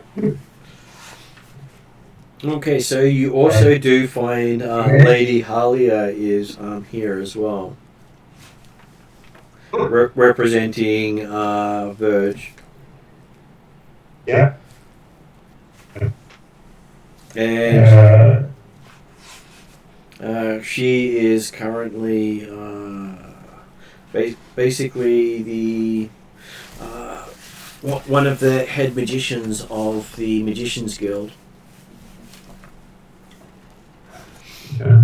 Well, Dimitri is certainly more than happy to catch up with his old mentor. So you basically see a rather intelligent, heavy-set woman with long red hair, looking to be about 36, 36-ish, piercing blue eyes, and wearing a very stylish court gown. You've probably one of the few people that just leaps out amongst the crowd of them, because she doesn't look like she fits in the Thailand society, as she has the darker skin of the Traldarans, whereas most of the Thyatans are more of the lighter coloration. And by the way, there's some biscuits in the middle of the table if you'd like some. Nice. Is under the plastic. Lady Halia, is she also hanging out with names that are in my head, but the aforementioned ex-Emperor of Alphasia, now head of the Talbot. Talbot, yeah. Yes. You're in, it's not been advertised that he is the ex-emperor. No, that's all. But Taladon is in appearance. He looks to be in his 80s. But he is a Genasi as well. An Air Genasi. But he does... He's the ex-emperor of where? Of the Alphatian Empire. And obviously, that's not actually known by most people. No, I just take extensive notes, as you saw last night, Jeremy. And he is... Recognizing the player knowledge and character knowledge. Cool. And unlike your character, he doesn't resemble any particular race. He does have more aspects that you would say is probably elemental than human, as he seems to be a line of natural born Genasi dating back to coming to this world. And they are known to be the nobility of the Alphatian Empire. But hey, if he is the head of the Magicians Guild, he's definitely got to have some skill with magic. And he puts on many little parlor tricks to amuse the guests and break the tension. Yes, yes. And the player I keep referring to is the ex-emperor of Alphasia. His name, one of those names, just doesn't stick in my mind. So.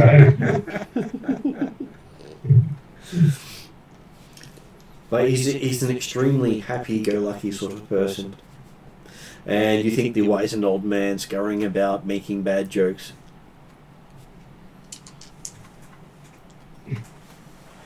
And not a single person there seems to be angry at him, no matter how bad the joke.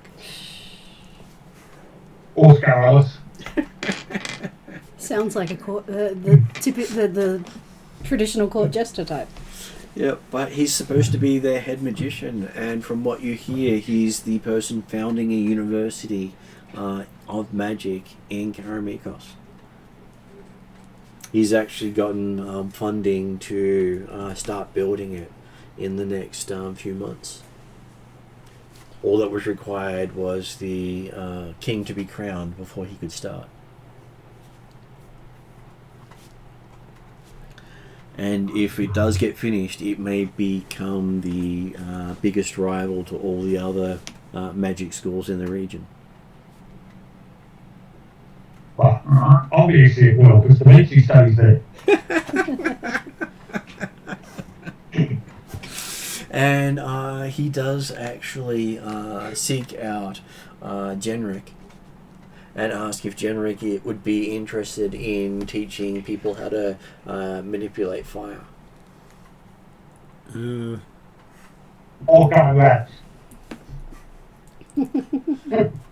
I'm not sure if how I use fire will be the same way that the students would be able to. He is going to be teaching students from every discipline. He does not dedicate himself to just one branch of magic. So his university will be open to all. I'll have to think about it. He would appreciate it because someone of your caliber, as your clan has been speaking up about, following in the traditions of your parents. Yeah. Just a lot harder to track down. Yeah, they're, as far as he knows, they're dead. Not because of you, he asks. Nah. I don't think so.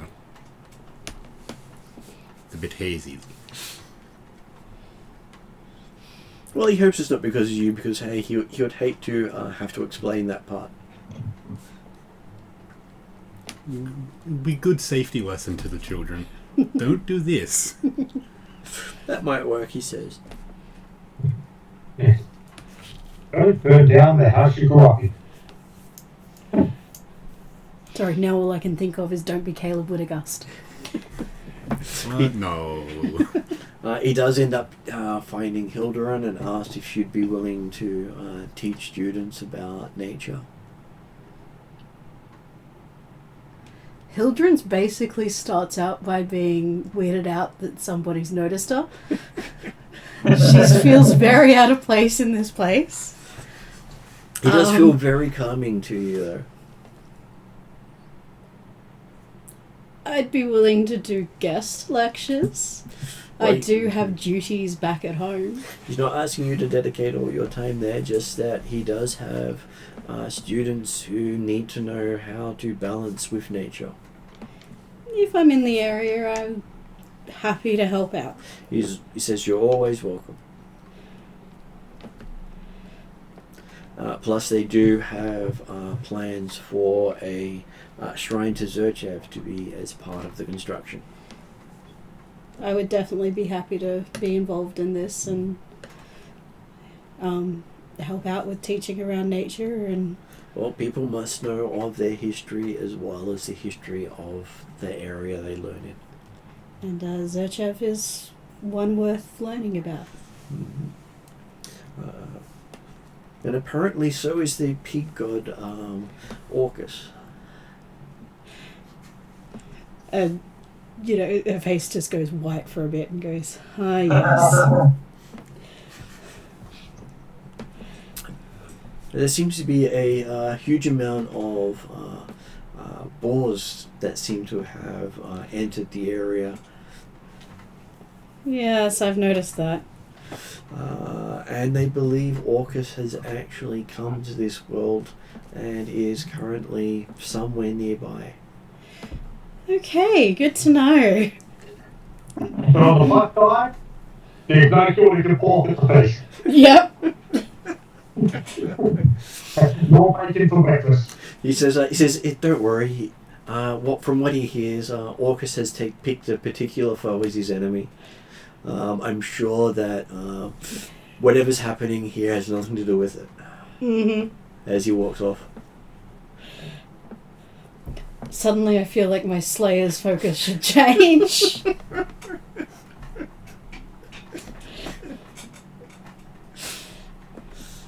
Well, hey, it does still fit with the prophecy of that which you hunt hurts you.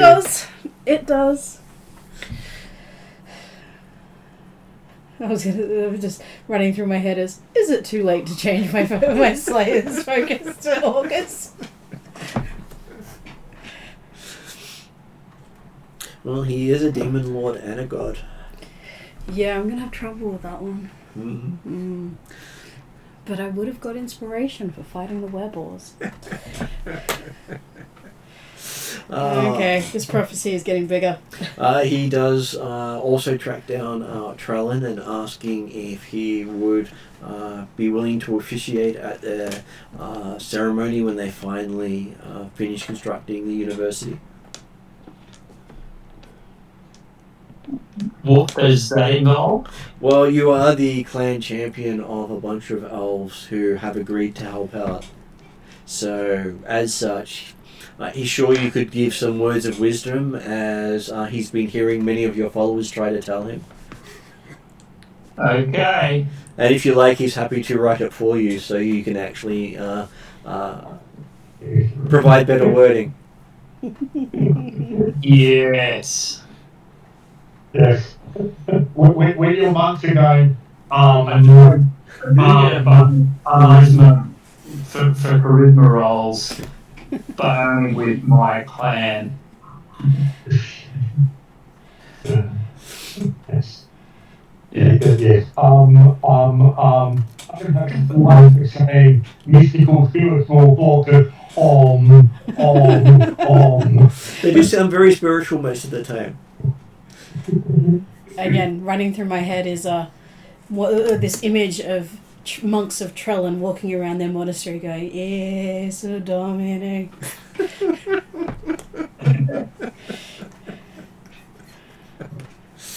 Very Monty Python-esque, yes. Maybe that's their scribe spell. They're one of the clap markers. So yes, you also see present the Baron of Threshold, who catches up with Dimitri, congratulating him again on actually making it to nobility and not dying in the process. Now, hopefully you managed to deal with those bugs at the bottom of the mill. Well, no, he keeps that nest alive, so every year the all those wannabe adventurers have something to take. If it was to clear out the nest, he would have to then import bugs, and that's just costly.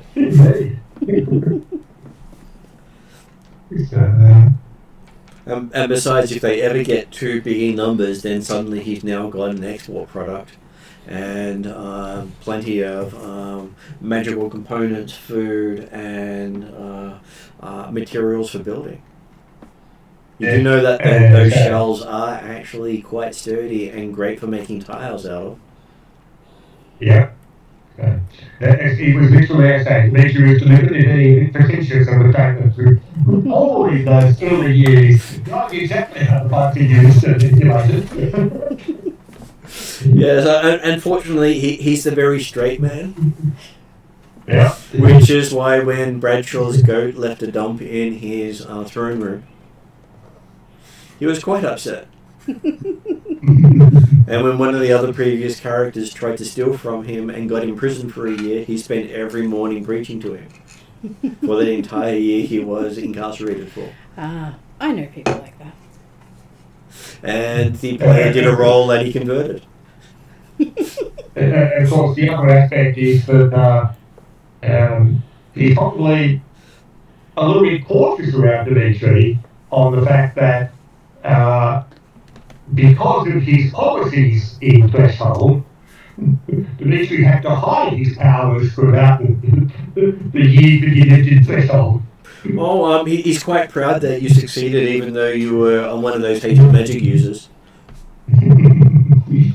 You are one of his success stories because you learned from the experience and dabbled into rogue levels as well. So that's his teaching point to other would-be wizards. Yes, it was literally a case of Dimitri was about 3rd level before he cast his spell.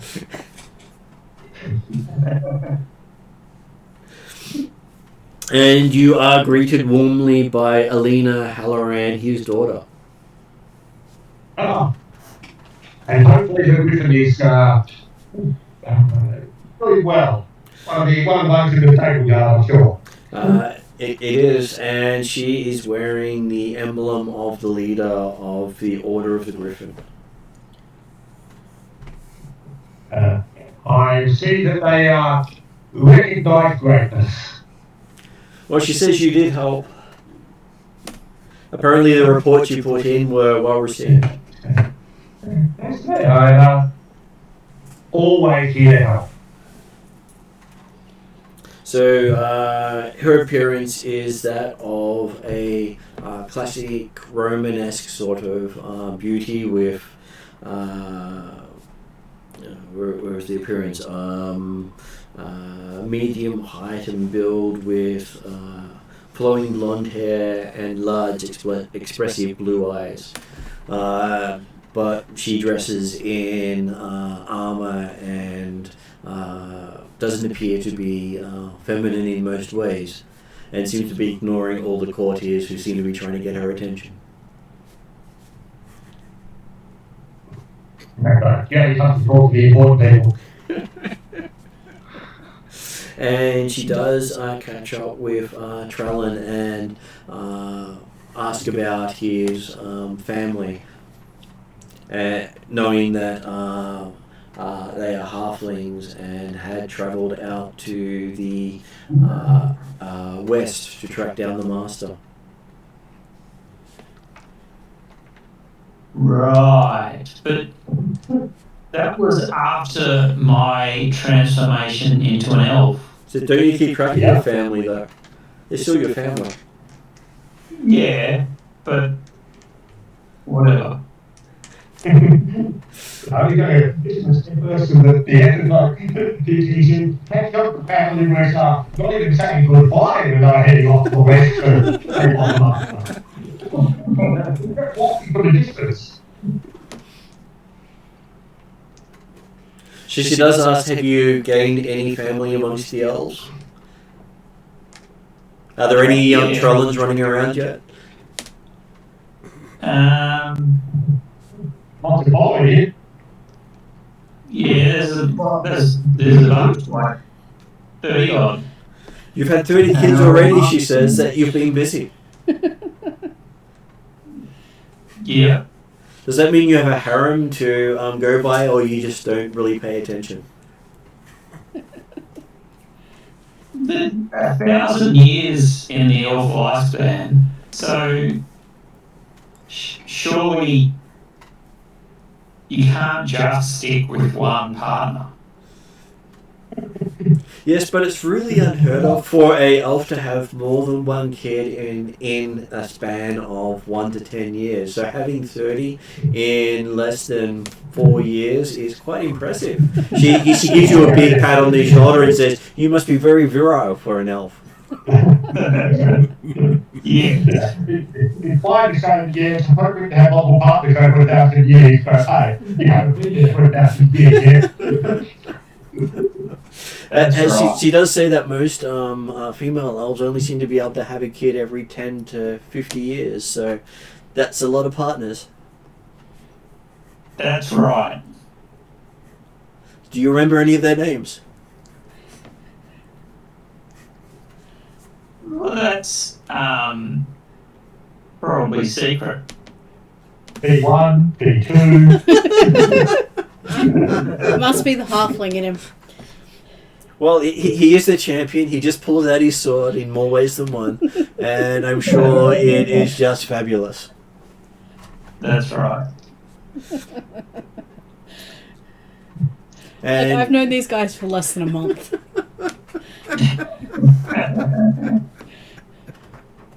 well, Lady Alina has actually met most of them quite a few times and saved their butt, as she is head of the Griffin Riders.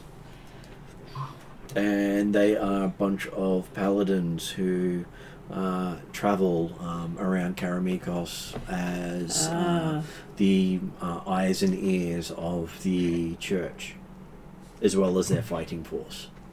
That's the Griffins I met downstairs.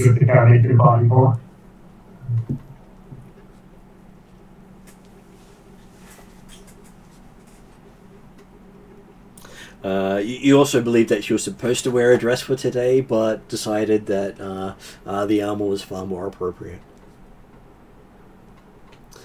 Less handsy. Let's face it, we're starting to meet Greek days at the moment. Maybe someone actually might put this on.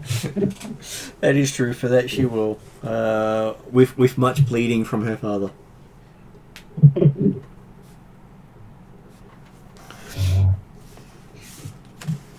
Okay, you do see in attendance is Mistress Sashia, who gives Hilderin a big hug in welcome. Hug her back. You do still find she is definitely strong. Yep. I hug her back with just as much strength as I can. And does greet everyone else warmly as well.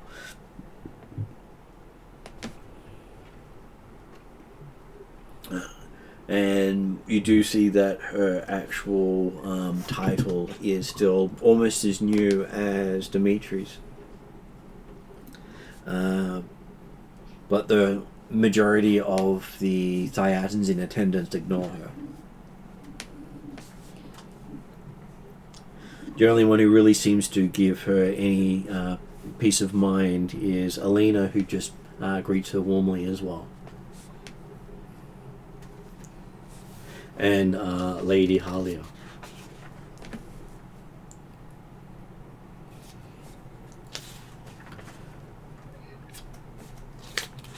Okay, so of the other interesting people that you wander in, you are welcomed by the Sheikh Abdullah ibn Hamid, who is the ambassador of Yalarum.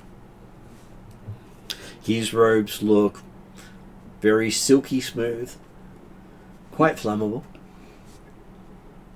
and he is quite a loud and boisterous person. When you say ambassador, we're not talking like a permanent ambassador in embassy in Pesaro, but he is literally the ambassador that lives here permanently. okay, cool. He is their main representative. Yeah. And the only thing that most of you notice is he does seem to only speak to the men.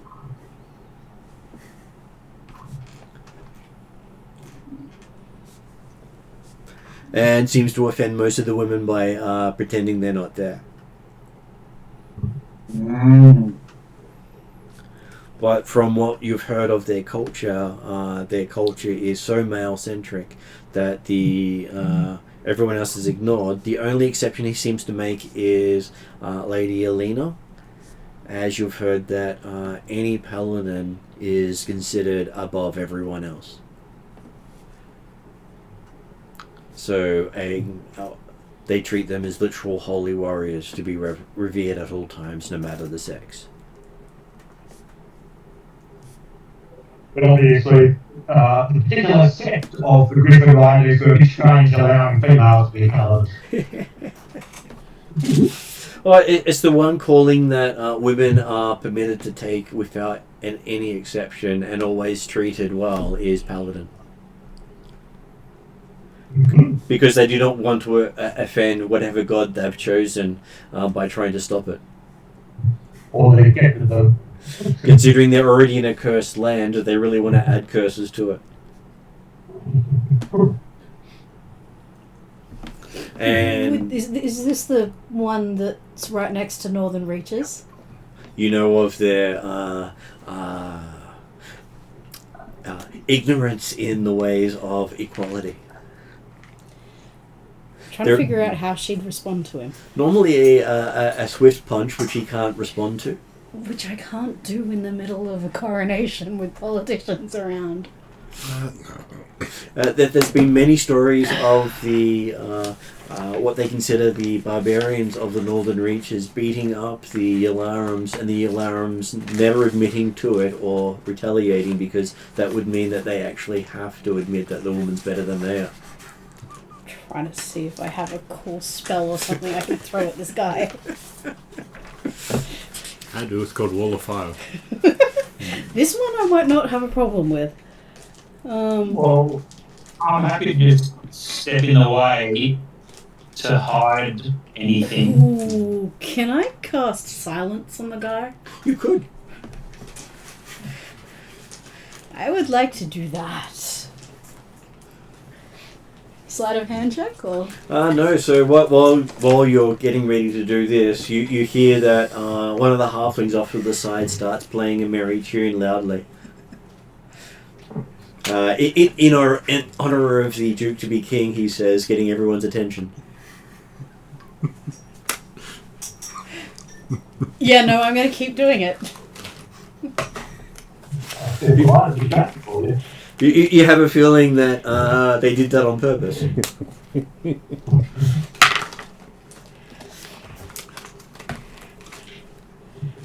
I believe it is a check to not be silenced. Hang on. Yeah, I've actually got to look up the There spell. is a DC for it. It's level 2, I'm fairly sure. Sorry, I'm not used to spellcasters. This is how... Haha! Yeah. I am the same. Until the spell ends, a bubble of silence envelopes the area and no sound can travel in or out of it. While in the area a creature is deafened and immune to thunder damage, casting a spell that requires vocalized component is impossible within the area. Okay, so there is no saving throw anymore. That is nice. Okay, so the entire area goes silent as you blanket a 20-foot radius, hitting, that means 40 feet across. So the entire room goes silent except for the halfling off to the edge who's just sitting just outside the range of where you were targeting. This guy's pissing me off. And he starts singing a very bawdy tune about a sheik and a sheep. I'm The male sheep because he doesn't prefer females. moving out of the sphere and leaning against the wall and happily smiling. As you can see, many of the elves reverting to sign language to continue arguing between each other.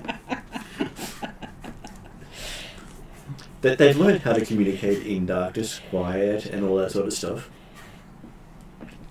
So they're not going to let a simple silence spell stop them from arguing. Excellent. Wasn't aimed at the elves. I, the player, only know swear words in sign language, so I'm not gonna do any of those. And you do see the sheik looking like he's trying to bellow out stuff, because he seems to be very ticked off about the fact that he can no longer talk. This makes me grin even more, and I flash up my eyes over to Lady Sasha. She's laughing outrageously inside the silence. That way, it can't really be offensive if she's laughing while no one can hear it, no matter how many can see it. I'm watching and deciding, I'll decide when to drop it, but at the moment I'm just watching him. Is Dimitri would be in this sphere as well, wouldn't he? It's only a 15-foot sphere, isn't it? It's Or 15-foot radius? 20-foot radius, I think it was. That's what I remember it being. It is 20-foot radius going across 40 feet in total. Yeah. I mean, I guess it comes down to how big the room is and where people are. Yeah, Dimitri just sort of sidles out of the silence and continues talking. He can be completely unfazed by it, but he does rewind the conversation enough so everyone can make sure they get the full context. Don't mind that. I'm focused on the sheet. Which does require quite a few eye rolls because he's this equivalent of going back to the beginning and starting again. Yes, but it's not focused on me, so I don't mind. Genrick will walk into the bubble if he wasn't already in it. I don't think I can move it. Oh well. If you haven't tried these are Pfeffernuss.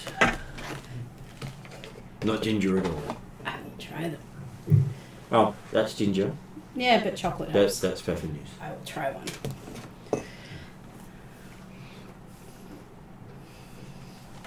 Chocolate helps with ginger. And coming in near you is probably the most outlandishly dressed costume. Have you seen Hunger Games? Yeah. You've seen how pretty those dresses look? Uh-huh. Imagine someone having a constant effect like that walking into the room amongst people who have just static clothing. Like the fire dress? Mm-hmm. Genrick takes offense at this. She seems to be surrounded by a living flame.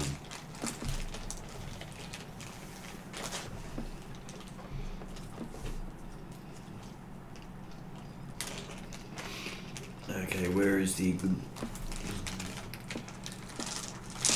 Who is she? She is the ambassador to Glantry. Her title, which is put out there, is Lady Donna Marieta Lucia de Leon y Valdez. Alright, she's only going down as Donna in my notes. I'm not going to try and get down all of those right now.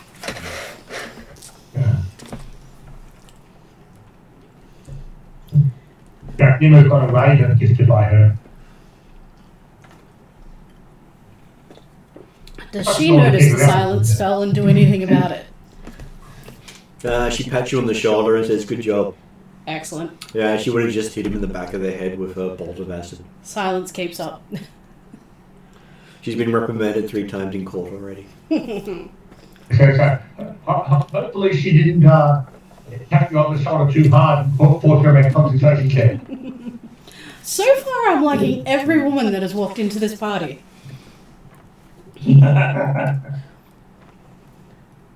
But she does give you some pointers on how to tick him off more with very minor things.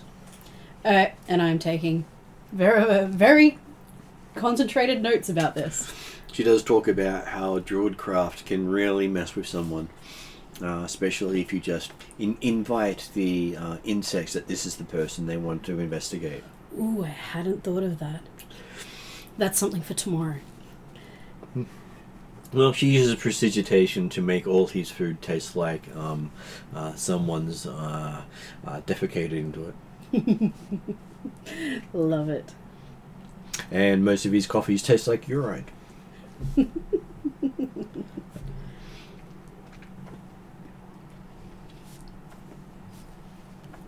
What you do note is she does have slightly elven features, even though she's not elven. A rarity in here is what you can recognize is a half-elven, which is generally not accepted in society, but she passes as human mostly.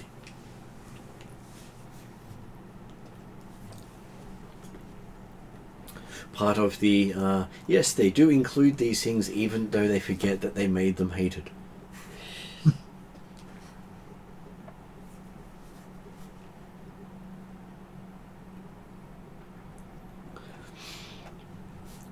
And while she's doing so, she does tell you a rousing tale of how she got trapped in the Feywild for a while.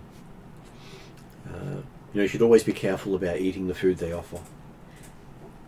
I am aware of that one and have spent some time in the Fey Woods in the Northern Reaches. And she does say that is how they cursed her to be part elven.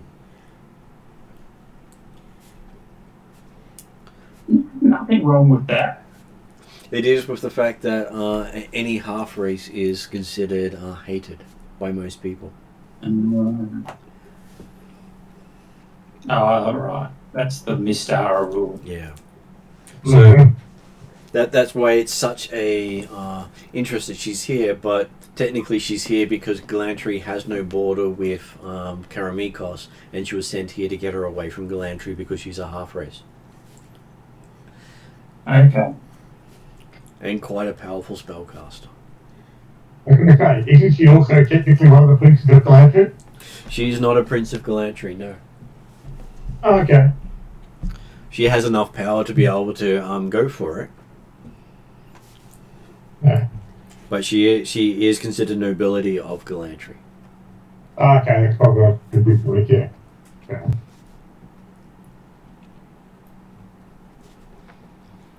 But yes, I just remember the fact that the Tuesday night group had the audience with her at one stage. And she does have a ongoing talk with you about the forests of Northern Reaches. Happy to have that conversation. And you have an understanding that she's actually been there before you were born. Still happy to have the conversation and reminisce about home. Which does make you suspect that she's, since she got in the Feywild, she is longer lived than most humans. Well, she's a powerful magic user.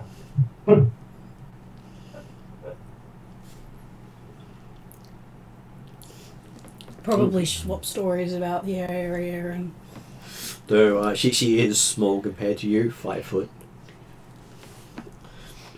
With waist length black hair and large black eyes, so no colour whatsoever in her iris.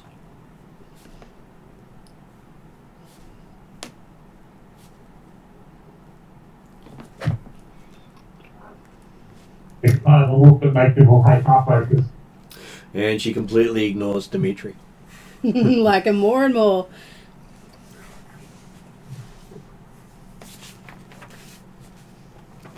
Okay, so there is once the party sort of comes to a close, you are told that the next 2 days leading up to the new moon and start of summer rest days with various activities for those wishing to partake, and the coronation will be culminated by each group making their confirming their oath to the new king. Basically, those who don't give the oath of service don't get to keep their title.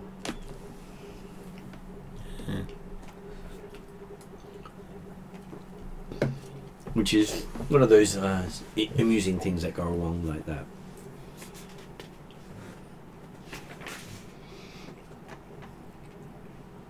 And you do, once the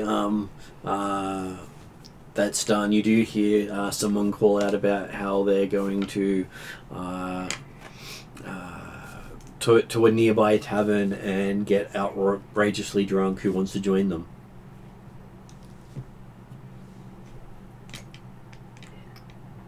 Do I reckon it's just a voice, yeah? You see a rather large man with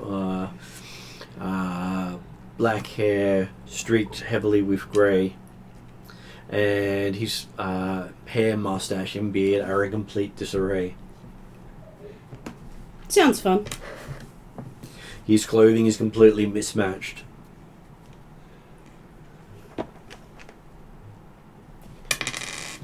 And nearly every sentence ends in a swear word. Yep, it sounds fun. I look to Dimitri to see if he has any reservations about this. Well, to be Dimitri recognise the person at all? You recognise him as Not Admiral Lucius Hydraxos, the Minister of War and the Admiral of the Karameikos fleet. Yeah.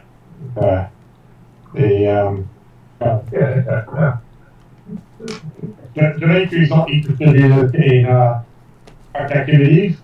Well, obviously, he's not going to worry about I'll be doing it, but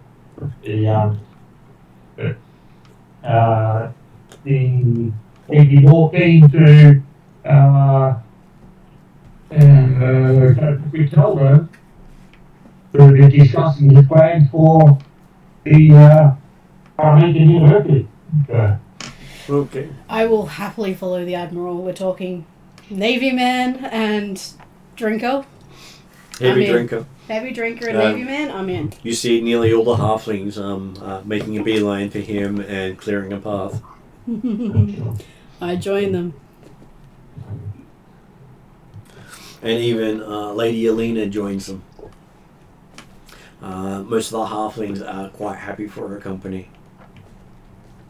And you see quite a few of the young nobles trying to join them and being politely discouraged by various halflings. Go, Jeremy. Has the Alphasian Empire sent an official representative? Technically, Talden is representing them as well, but but having an actual official show up here right next to Cyatus, who they're currently at war with, you would expect would be inviting an attack. It would be a statement, except that they're quite curious about the text. Yes, it would. You are expecting someone to show up for the actual coronation. I'm not being fair to it. They could arrive moments before the coronation to be representative. So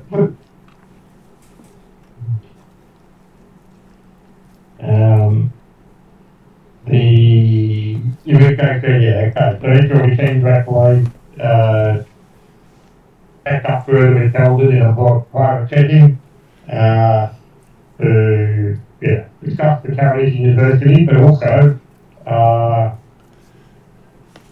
inquire as to whether he had any recent use of Melbaser and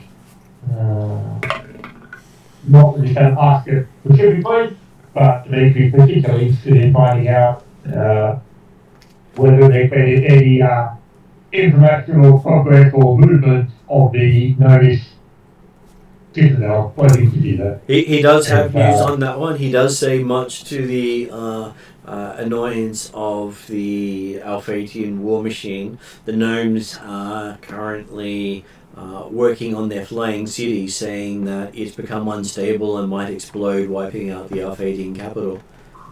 Yeah, we've got to move it for your own good. Oh no, they're just trying to stabilize it so it doesn't go boom. Is this the fallen one? Yeah. And as no divination has been able to prove otherwise, they've let all the gnomes withdraw from the shipyards to save the capital. Yeah. Good. And apparently there is a special advisor helping them get everything back to safe working conditions. Yeah. But of course none of the Imperial intelligence can figure out who this guy is. But obviously I'll be thinking that, hey, yeah, we happily invite this advisor to say, if he can help the gnomes on their ship, then obviously, as soon as it's safe, we'll hold him and put him to work on the dockyard as well. You do get the impression that they are striving hard to find out who he is, much to Talden's amusement. Yeah. He keeps sending them suggestions that maybe he's a unicorn. How about a fairy dragon?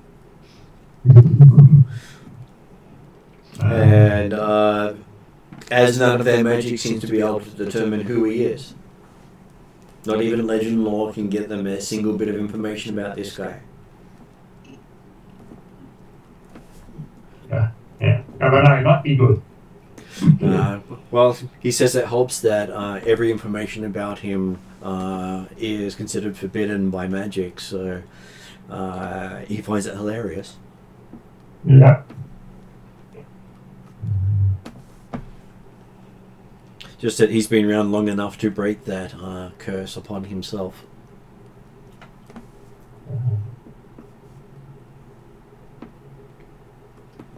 And he's glad that your benefactor is making them run around in circles.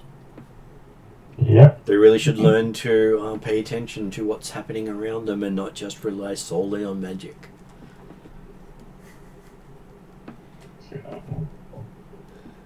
Which, considering he's the headmaster of the Guild of Magicians, is an interesting statement.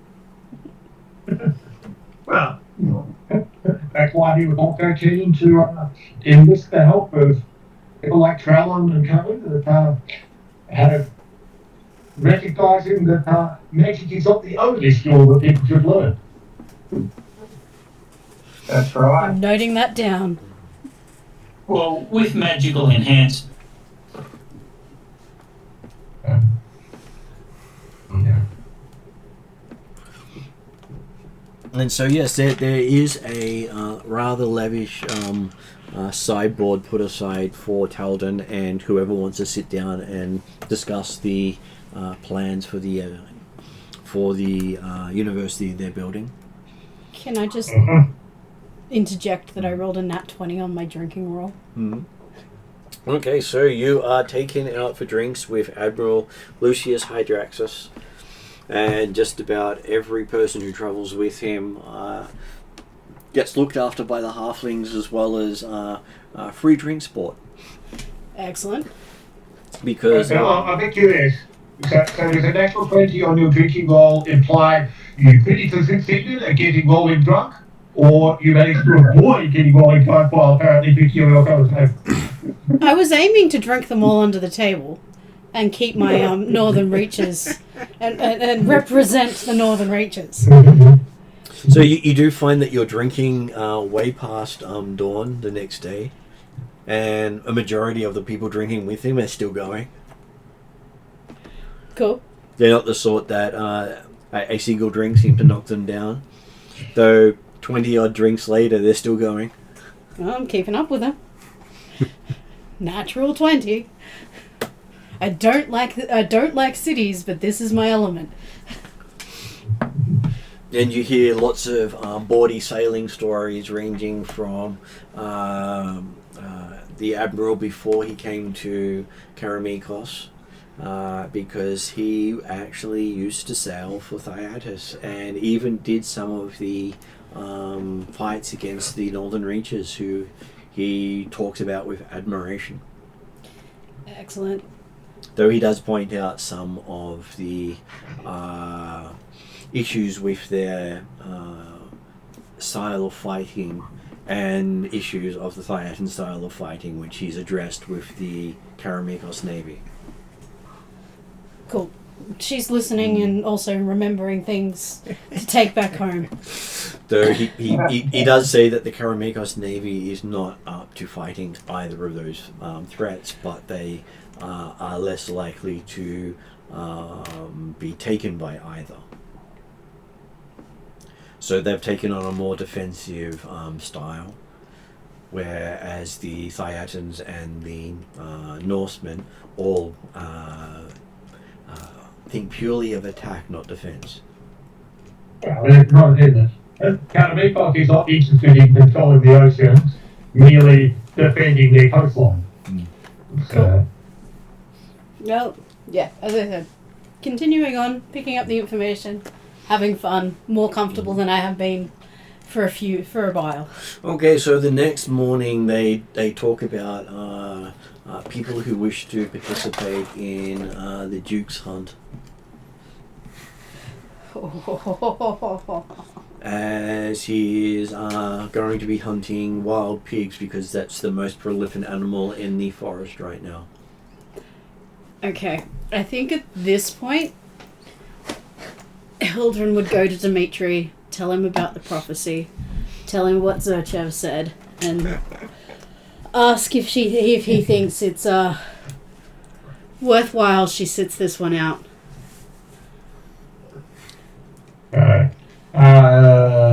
Now, as a player, so yeah, correct. So the prophecy accepts the fact that so you're not holding anything back from what you know.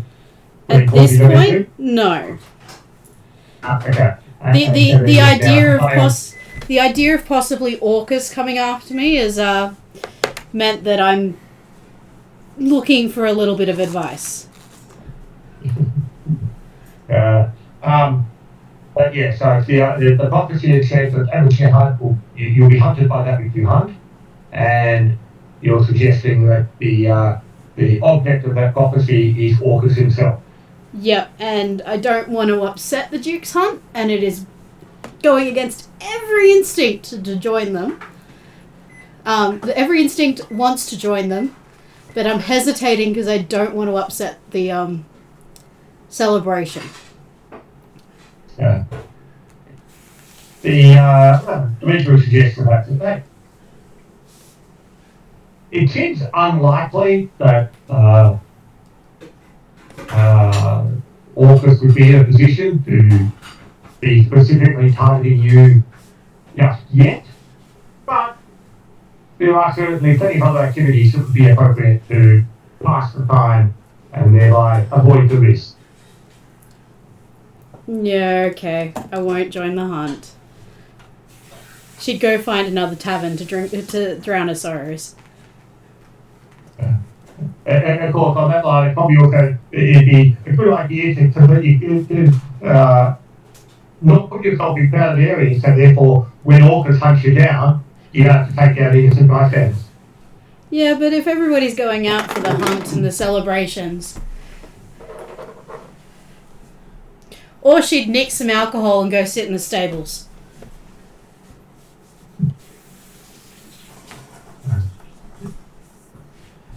Not in the big guy? No, but she's probably asked for a couple of bacon sandwiches. Just out of spite. Sorry, just had an ant outbreak in the kitchen. That's okay. So instead of having it go messy, I thought I would actually get rid of them before they got to the food that was actually out. Makes sense. Oh, we had a can there that they apparently didn't empty, so they're going especially for sugar right now. So, yeah, as tempting as the hunt is, after Dimitri's advice, Hildren's finding some bacon sandwiches and some alcohol and sitting in the stable. Well, Orcus is one of the gods of Karameikos. From what Dimitri has seen and heard in Karameikos recently, obviously, yeah, we've noticed the increase in ore in the forests and the surrounds, and with the information from Hildren about the prophecy and the potential aspect of Orcus, is there any reason to think that Orcus is on the verge of fulfilling the prophecy? You had heard that a demon lord escaped into Alfheim.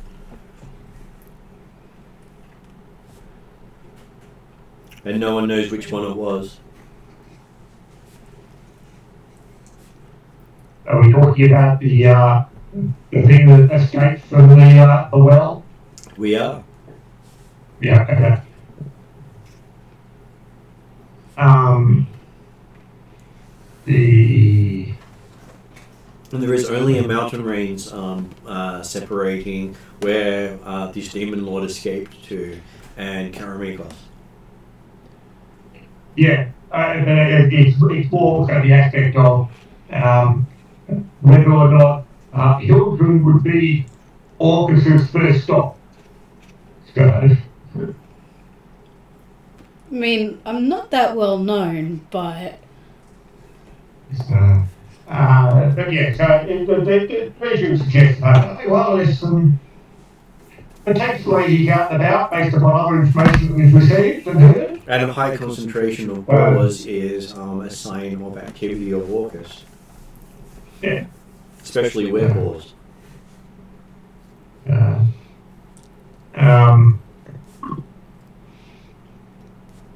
Although, we've given should also be a high concentration of undead too, shouldn't it? Yes and no. While he is a god of undeath, he's also a god of the devil swine as well as the werewolves. Yeah, okay. And to be fair, if he was going into Karameikos, then undead might have the issue of also dealing with Karameikos at the same time, so... You're not sure that the vampire lord of Karameikos would be very interested in him encroaching on his territory. That's what I mean, he's a good guy. Genrick has some web war in him now. Yeah. And hey, they did put up awards for those who do the best in the hunt. Yeah. But I guess from the Demetrius' advice perspective, does he feel that in fact the hunt, irrespective of whether Hildren is there or not, is likely to be have problems with the werewolves as we did on our road to Quest Queton? Hard to tell, as prophecies do have a way of causing the prophecy to happen. And that's what I'm looking at, so whether it's technically safer for Duke Stefan if Hildren is not there versus Hildren being there to help protect. So,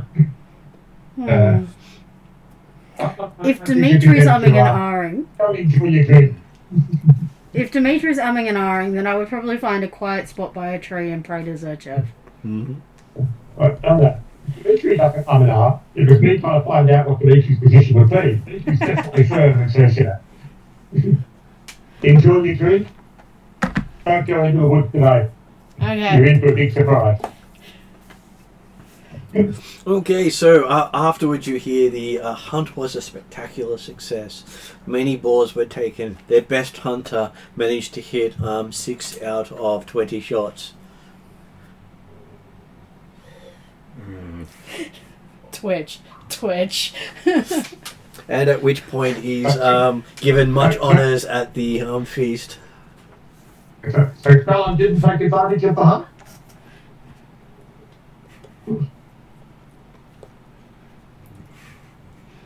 Genrick didn't go for a walk. Genrick didn't turn into a boar. I was thinking about it, turning into a boar and just messing with them. He probably would have just gone off with the Atruaghin clan and done whatever they were doing. Well, they were, having big discussions about where would be best for them to claim territory, and most of them are looking at trying to settle near Ragalov and looking to take over that town as part of their domain. They're sure that whoever's currently controlling it doesn't really need it anymore. So they're looking at taking the town and not just the forest. Well, the forest and the town. Fair enough. They're not thinking small, they're thinking large. And the reason that is they're on the road, they're right between Thyattis and Karameikos. They can trade with both equally, be the bridge between the two nations. Where do they want? Right off down the bottom. And who does currently control Rakalov? There is a lord who controls it. Are they present? They have a reputation for only coming out at night. And they're extremely charming. Not a single person has a bad word to say about them. Yeah, they don't seem to like garlic that much either. Hard to tell, no one ever sees them eat. Okay. But since they've been Lord of that keep, not a single hint of anything untoward has actually come from any of the area around them. Not a single goblin raid on that village has happened since they became Lord of that keep.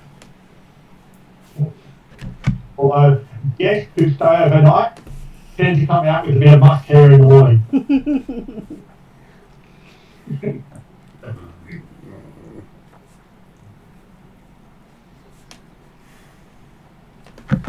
Hey, this is something you're perfectly equipped for. Yeah, last time I checked, vampires aren't immune to fire. At least not all of them. I'm sure he'd invite you in just for a bite. I'll bite him. I'm sure he'd appreciate that. Then that he's just some weird guy, not actually a vampire. I can confirm that for you. Genrick can confirm it himself. All I have to do is throw up primeval awareness. Where's Drazzle through all of this? Drazzle decided that he'd probably be in the tallest tower overlooking everything and ignoring the throngs of people that really annoy him. Makes sense.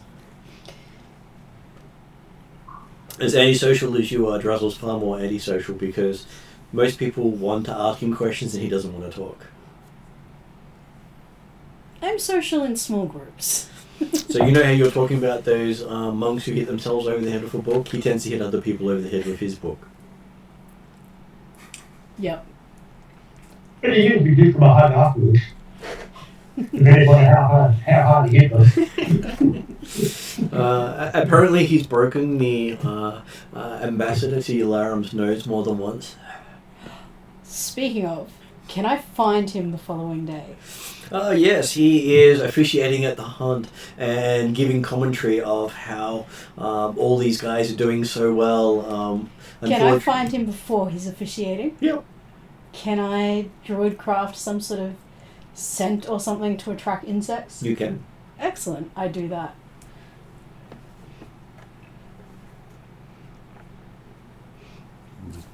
Just point at him and tell the rats he has cheese. So after the hunt, you do see that he does have a high number of rats on a chain. And there are quite a few welt marks all over him. You seem to be ignoring it completely. You have a feeling it's happened more than once.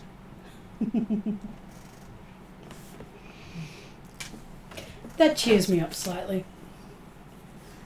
And you do notice from everyone who's been announced, not once did you hear Drazzle announced anywhere.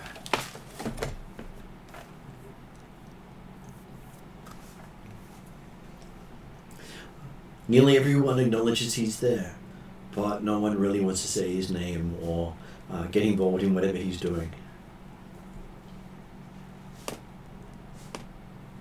To face it, he's even worse than Valio.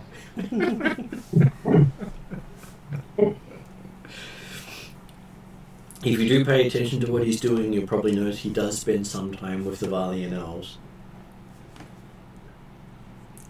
as they seem to know him quite well. Okay.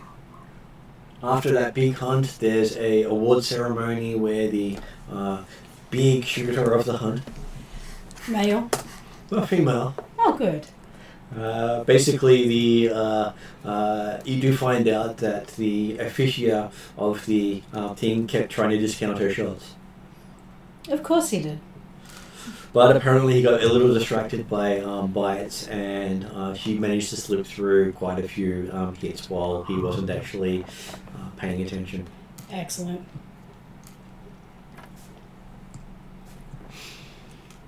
And the size of the bow is almost bigger than she is. She still only got 6 out of 20 shots. 6 that were official 20 true. shots. Okay. Yeah, that makes me feel a bit better.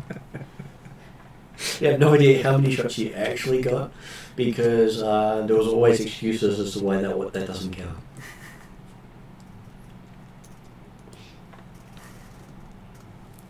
This guy is now becoming called Bastard Ambassador in my notes.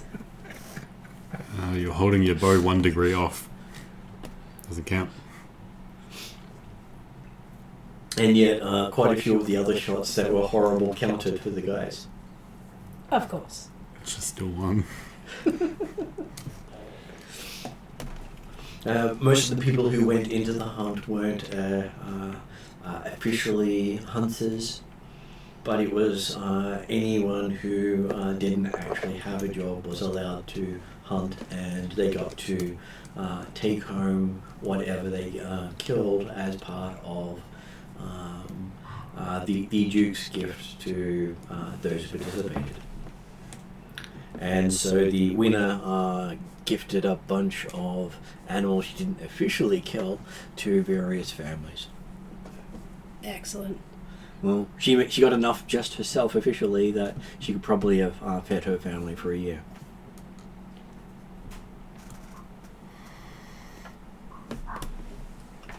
And on top of that, she gets given 50 gold coins.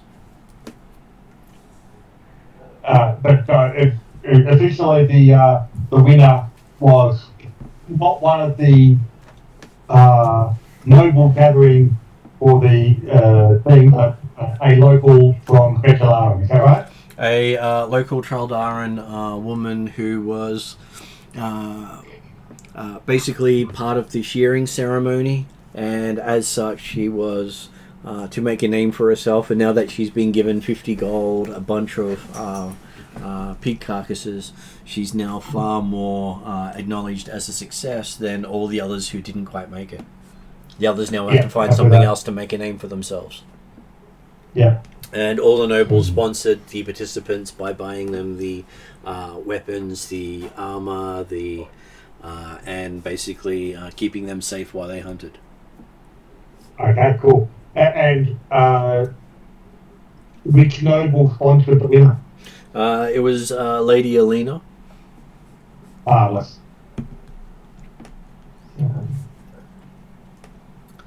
Does that mean it might have been a local from Threshold? It was actually a local from Verge, who Lady Alina had run into, who had gone to Threshold to try to become an adventurer.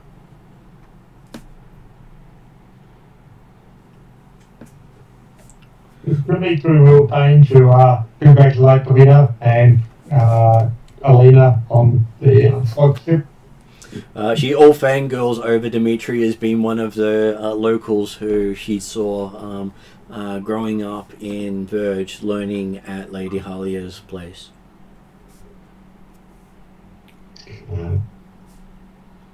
Yeah, you've done well. Talking about how she wants to join a career as a scout for the Karameikos army. Yeah. Well, having grown up around Third and Threshold, potentially,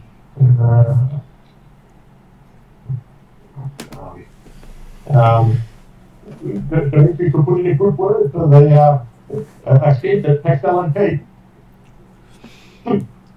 Alina just taps you on the shoulder and goes, no, she's got something better in mind. Why be so pedestrian as join the army when you can actually take on a better service? Wow. That's good. If she's got a head for that height.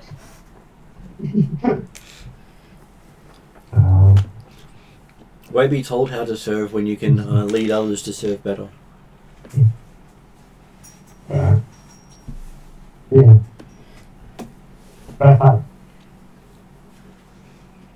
Ranger Paladin Yeah, multiplies. basically, horrible.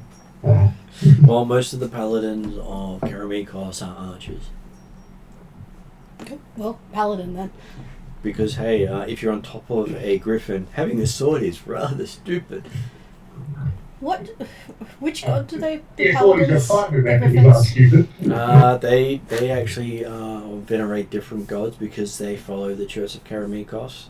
Hala features highly amongst them, as does Petra. Zerchev is a minor god in that pantheon.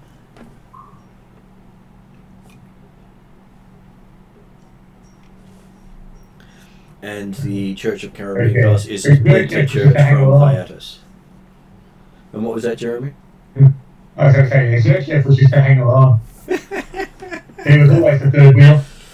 Well, he's known as the Hunt Master, so those that are all the hunters honour him. Yep.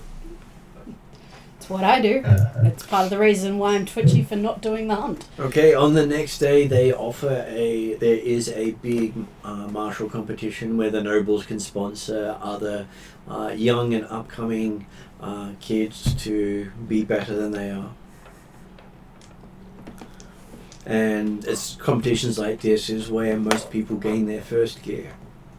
As you see lots of youth lining up to be picked.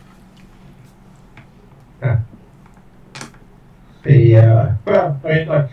takes the idea, Dimitri would be happy to sponsor someone. You're not going to pay any attention to how they go, but he's happy to sponsor someone. First would have happened yesterday, it's the idea of, sponsoring a local to go on the hunt. Yeah, go for it. Okay, so you do find that your nephew showed up wanting to be sponsored by you. My nephew? Yep. You hadn't actually known you had a nephew because you hadn't really gone home that often. Well, it's sort of he didn't really, his family was certainly happy to see him go to put one less mouth to feed at the time. And so he didn't necessarily have a lot of connection with extended family, mum and dad. But hey, they did learn about you becoming a noble, and they've been trying to make inroads into, weaseling their way onto your estate. Well, you do have money now, so of course you're the loved son of the family. When I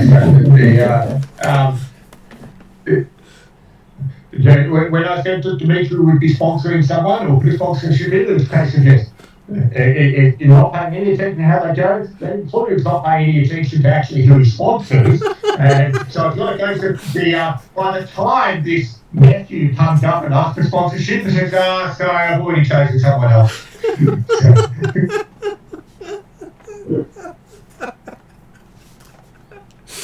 And by the looks of things, you seem to have broken a young Dimitri's heart here. He does remind you of you at that age. Yeah, life's hard.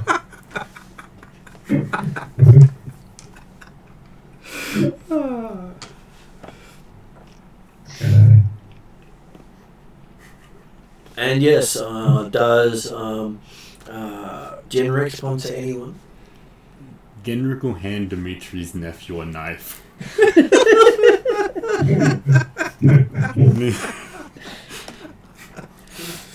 A good knife or just a knife from eating utensils? A good one. Okay.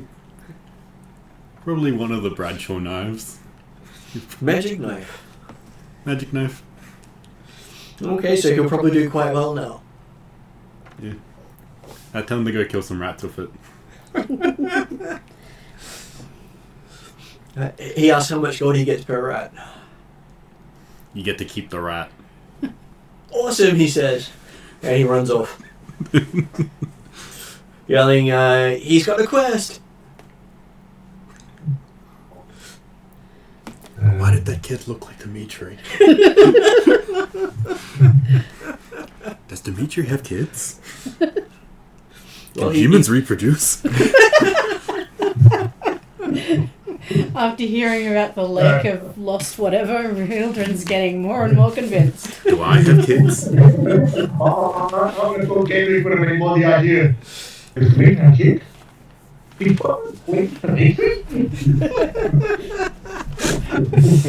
Well, of course Dimitri would have kids somewhere. Whether or not he actually participated in the process remains to be seen.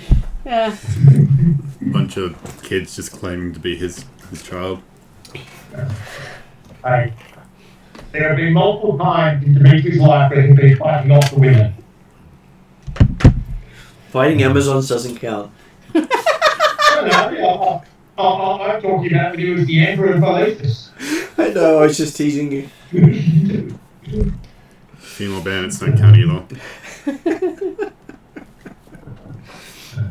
Okay, so yes, the sponsorship does go well. The kid does show up later in that day with 20 carcasses and gives Genrick a big hug.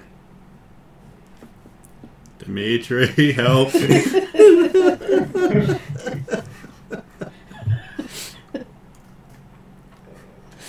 I'll ask you what's next in his quest. He gives you a big hug. He's still holding the knife in one hand.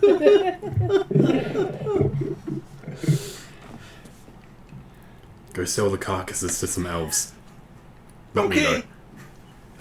Stage 2, he says, and he runs off. And this is where Gary will come up his head and thinks to be an exclamation mark. Genrick just became the quest giver. Just a burning exclamation mark using control flame. Why didn't you put them in your... At this point, it's full. Okay. He's been killing rats for like a week now. If it's not full, I'd be concerned by how many rats he has to put in it. Well, hey, they may burn themselves out over time. That's true. That'll That'll be the next part of the quest. Fill up the pot for me. So, Genrick now has a little hanger-on. A mini Dimitri. I should bully him. I should call him Mini Dim. I've got a title! Mini Dim! Huzzah! He yells up. The world could really be a better place before Dimitri's. Is Dimitri going to grow fonder of him as time passes, as he's around Genrick? You do hear him boy-splain to the other hopefuls about how to kill rats. Yep, mini dim.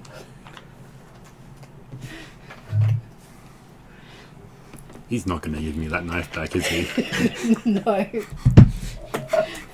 Oh, after you gave it to him. I think I've got a dagger I can give you, but it's not magical. Maybe I should just point him in the direction of Bradshaw. Give him the other one. I have actually yet to use them in combat. Yeah, so Dimitri clearly continuing to spend time mostly with Talden and probably Halia and things like that. I'm assuming that there could be areas of the nobility where they are officially watching the tournament, technically, not paying any attention whatsoever. Well, the main thing they're watching is making sure they're not killing each other.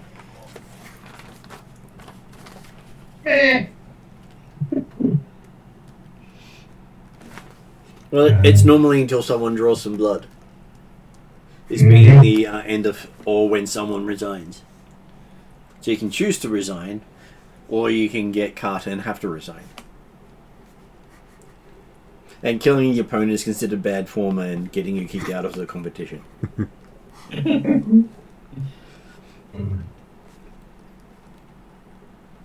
Of course, it might lead to other opportunities after the competition. Fairly sure there'd be some drunken fights after. Oh, there's plenty of drunken fights going on, as there are many people trying to teach the young kids how to do it. Excellent. Including one guy that just seems to be doing all the dirty tricks. Much to the pain of the onlookers.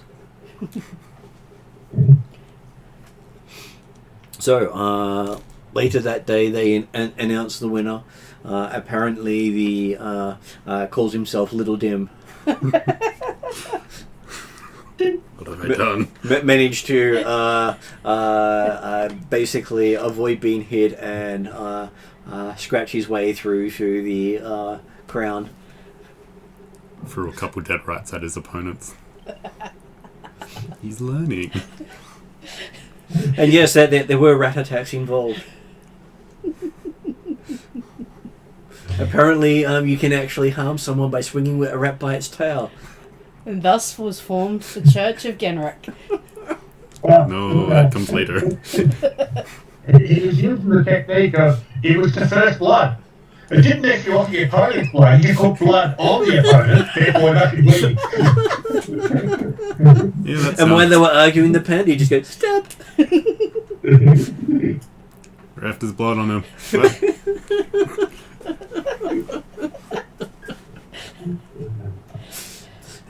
Smart, not strong. Yeah. Hey, we seem to be Dimitri. Yeah, I was gonna say very rogue. So he also earns himself a masterwork weapon, Ah. and he chooses a And a set. magic dagger. He does choose a set of daggers. Ah, yes, he needs more. What happens if he loses one? And now he has all these different types of daggers on him. Ones he can stab, ones he can toss, ones he can parry with. Dueling daggers as well. Oh no, he's turning into the chef.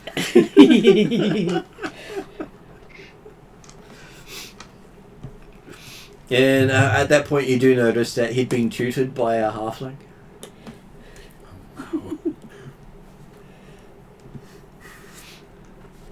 What have I done? There's a reason to need to pay some attention. You can fall through that pay any attention. You have a minion who reminds you of Dimitri that you can boss around. Who's happy to be bossed around. Yep. I'll hand him the other Bradshaw knife. More knives, she says. Huzzah!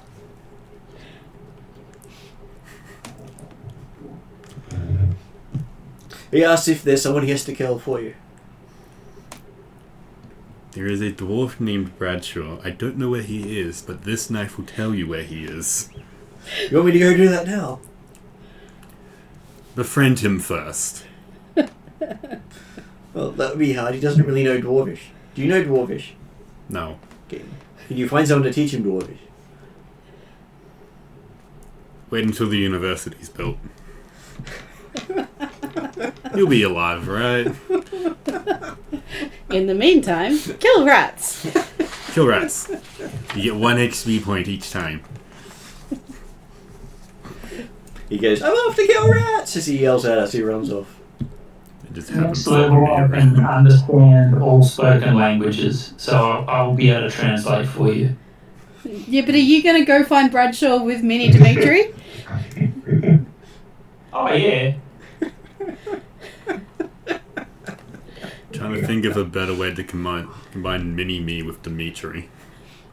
You just keep pushing them into the same square until they merge into one. Yeah. Dimitri. Yeah, Minitri. Or you just put this big helmet on top of Dimitri and then put Mini Dimitri on top of that. Just give him a baby carrier. Of course, what I'm hearing is the fact that even he's not short for Dimitri, it sounds like it's short for die, and actually 10 knives. 9 knives. Yeah. Well, technically, 10 Knives is Dimitri's friend because Dimitri married his sister. Dimitri's married? Yeah. Dimitri, Bradshaw's married. Bradshaw's, married that's his right. I was like, sister. didn't... Bradshaw married his sister, yes. Mm. And then the... Isn't Bradshaw on the way to the Master's Land? I'm not exactly sure where he is at the moment because he's in Friday Group. I think he's still in the Northern Reaches. Just like 20 sessions from now, some random child that looks like Dimitri's gonna show up. You're my friend! What? Stab. Poor child's gonna get destroyed.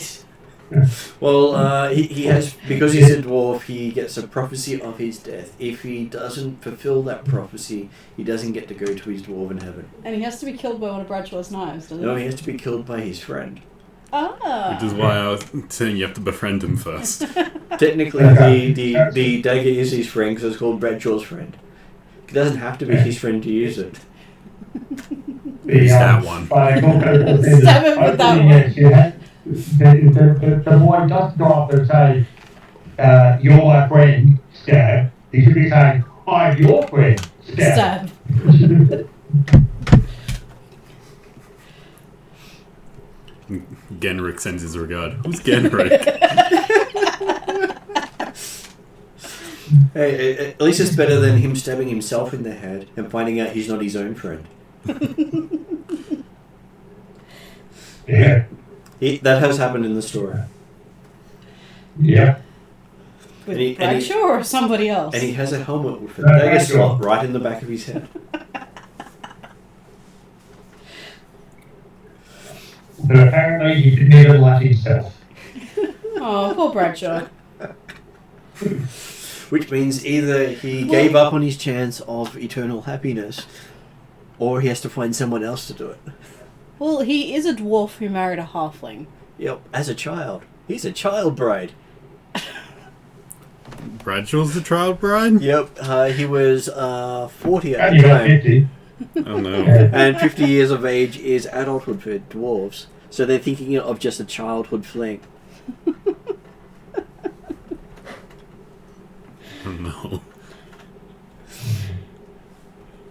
Well, the dwarves kick out their kids at the age of 30 when they reach teenagehood to go off and explore the world away from them. They're welcome back at the age of 50 after they've had all this running around. Excellent. Unless they've stolen too many stone ships. And so they consider it spring break equivalent of go off, enjoy the world, annoy everyone else. It's like the Mormon thing where you go out and find out if you want to return or not. And so Yeah. basically the rest of the world gets to deal with their angsty dwarves. Digging holes everywhere.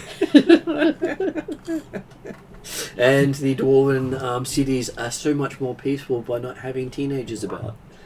Yeah. Imagine 15 years of teenagers. Yeah.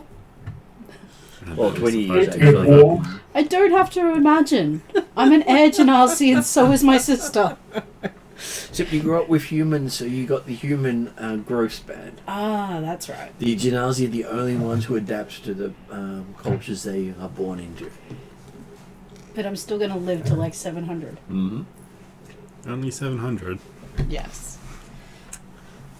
Genasi, not Elven. Oh. Elves live about the same. Okay. You can live beyond that, speaking but of- that's the average lifespan. Yep. Are there representatives from Highborn here?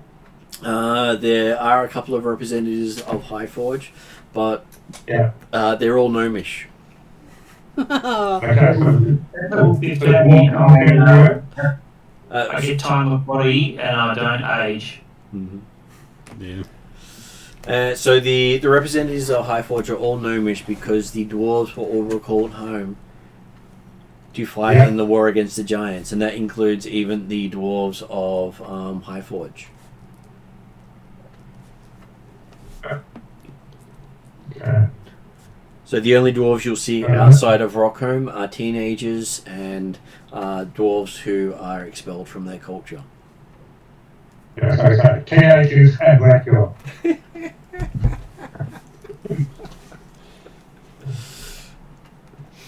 So the gnomes have moved into the residences downstairs. Well, technically it's the Gnomish Kingdom. The dwarves are guests of the Gnomish Kingdom. So they don't really notice they're missing as much, just that there's less heavy workers around. Yeah. They might actually have to employ some of the humans nearby to do the heavy carrying for them.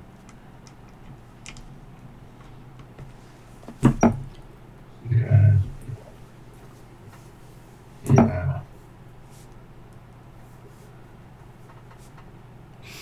And with the coronation happening the next day being the new moon and the moon of change, as every third new moon is, because that's the seasonal border. Right. You've all been encouraged to dress in your finest.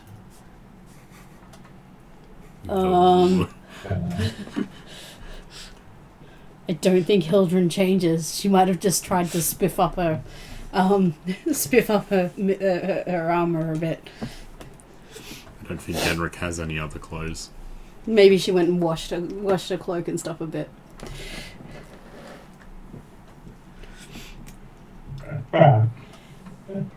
Dimitri obviously arranged for new clothing.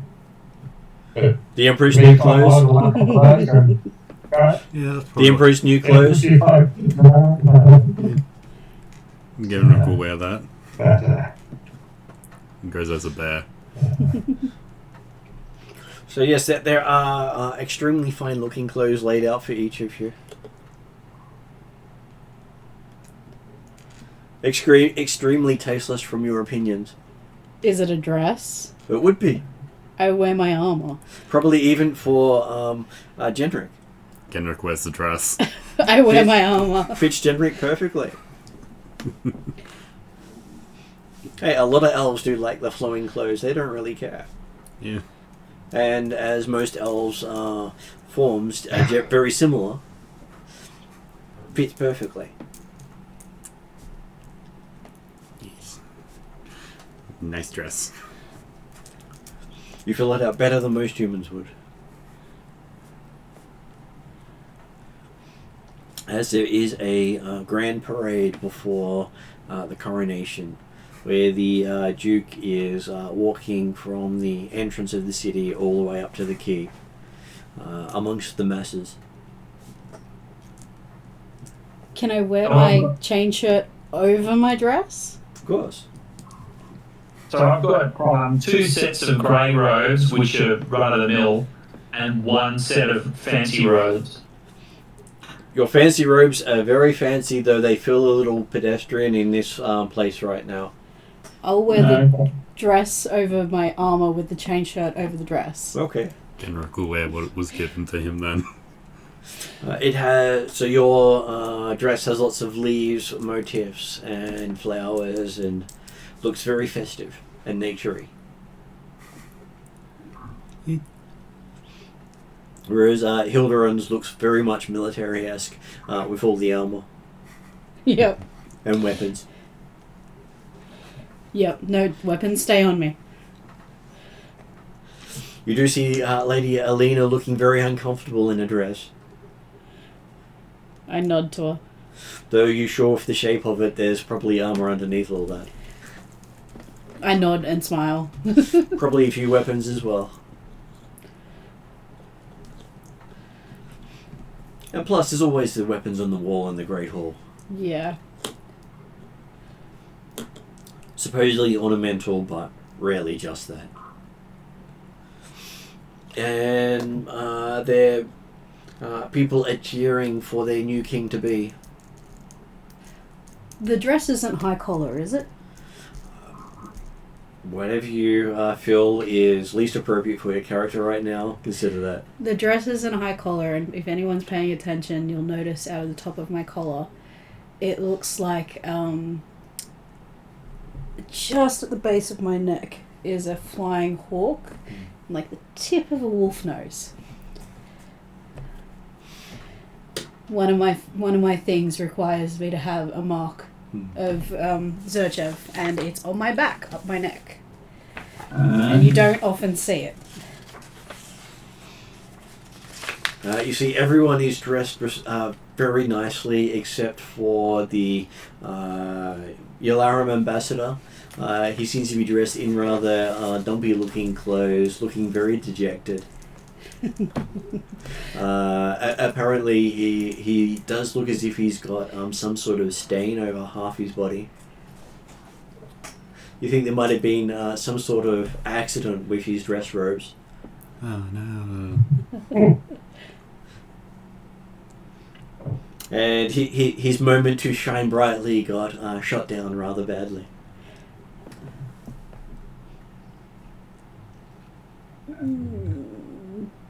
Trying to figure out the best way to add insult to injury. Can I just walk up behind him and just light him up a bit? It is quite flammable. Yeah. I just burn it a little bit at the back.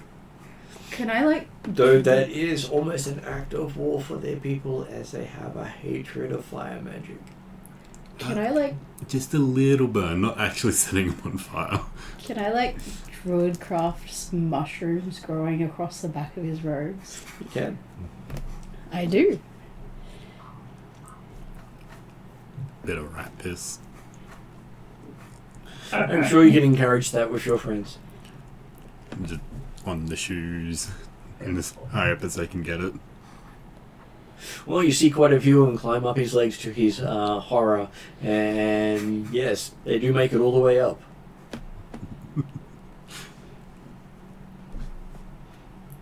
And just in time for one of the group of nobles to notice his predicament, as he decides to make a hasty retreat out into the darkness away from prying eyes. Well, he can't really show Yalarum in its worst light. As the official representative, he's supposed to have dignity at all times. Being peed on by a bunch of rats is definitely not dignified. And Not with a showing up to the slowly king's spreading coronation. colony How of mushrooms across his back. did he not show up to the coronation like this? Well, if he showed up like that, it'd probably be even worse. So he'd have to find some way to make amends, even if he has to beg, borrow, or steal another uniform. He can have my dress. He would happily take anything because the dress means nothing to him. He wouldn't acknowledge me. Well, if it just happened to be there, he wouldn't care. No, I'm He not would talking to him. acknowledge you, but he'd take it. I'm not talking to him. He'd have to ask me. That he wouldn't do. Yep. So yes, He'd have to swallow his pride and actually talk to a woman. it's less the pride; it's more the conditioning. True. Which is the whole thing of, if you're a paladin, he would talk to you as long as you wanted to, but only as long as you wanted him to.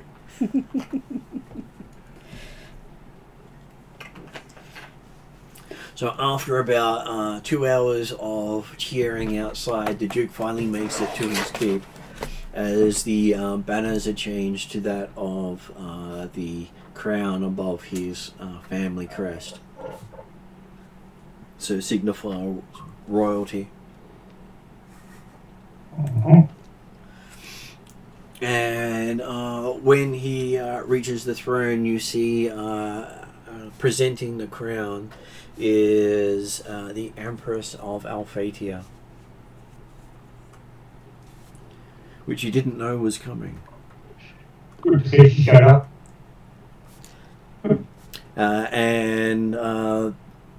Behind her, you do see quite a number of very powerful-looking wizards.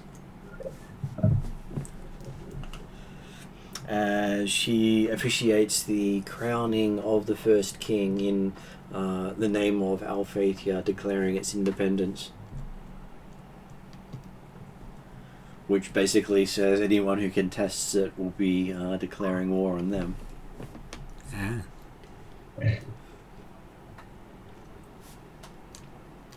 Which technically means that I actually quite happily contest it since they're already at war with inflation. Yes, but they're not currently here to contest it happening. No. Except for those elves over in the corner. Yeah, but they're not going to say anything.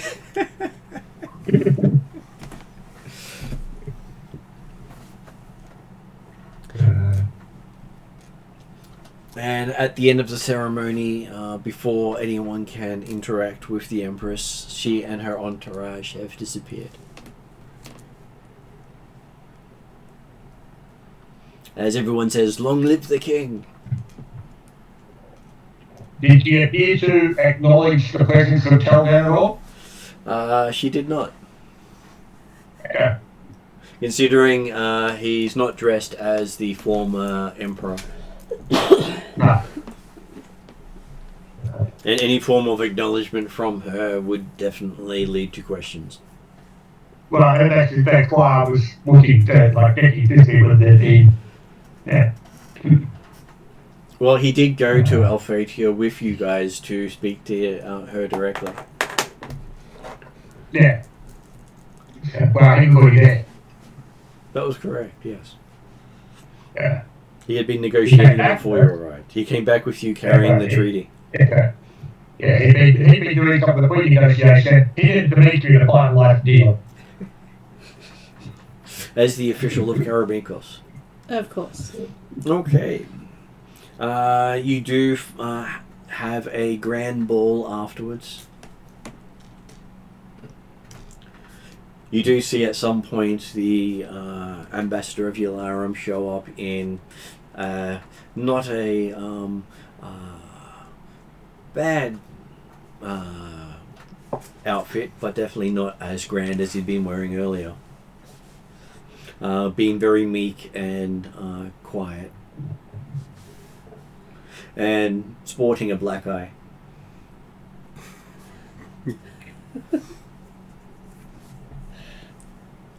And a rather cheerful lady, Alina, nearby. You do hear a comment about, I think he walked into a wall. Or was it a door? Hard to tell. Several times repeatedly.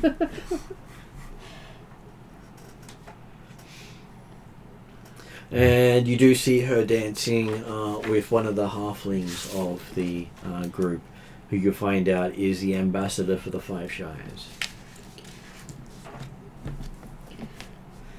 They call him Jenkin Flintfoot, which you can tell by the way he dances. It really does sound very loud for a halfling. Almost sounds like the equivalent of a gun going off as he steps. But you do see the sparks, and Genric is wondering how he can do that. Put some metal on the bottom of his shoes.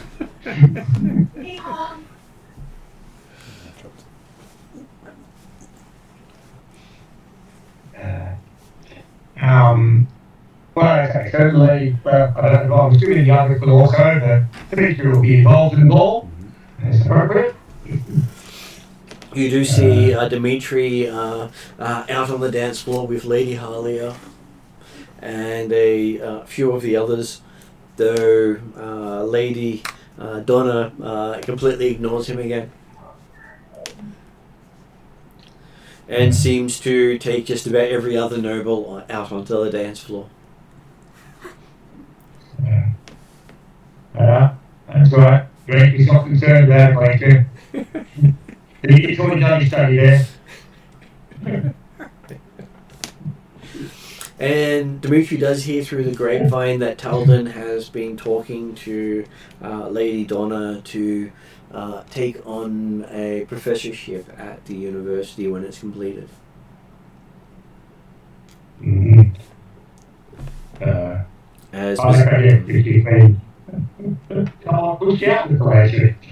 She is quite well versed in the Galantrian style of magic, and her teaching it here would definitely be a great improvement in Karameikos' spellcasting. Mm-hmm. As they sort of treat the Galantrians as the underhanded magic users of the world.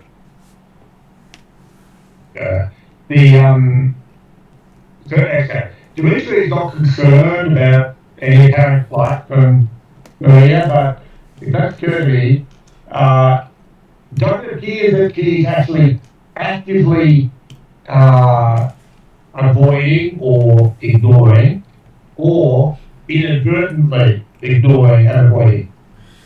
It's important to look at the whole aspect of the prophecy about entry into philanthropy, when they're actually affecting some of the PCs and the perceptions of philanthropies.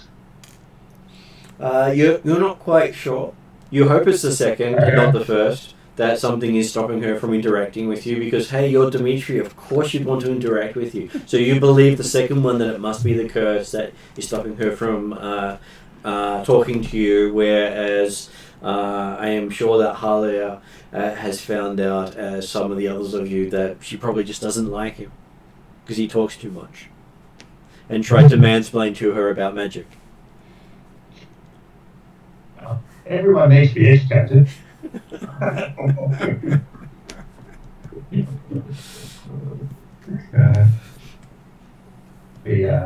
I'm certainly not concerned with the idea that she's unfortunately not interested in learning true knowledge.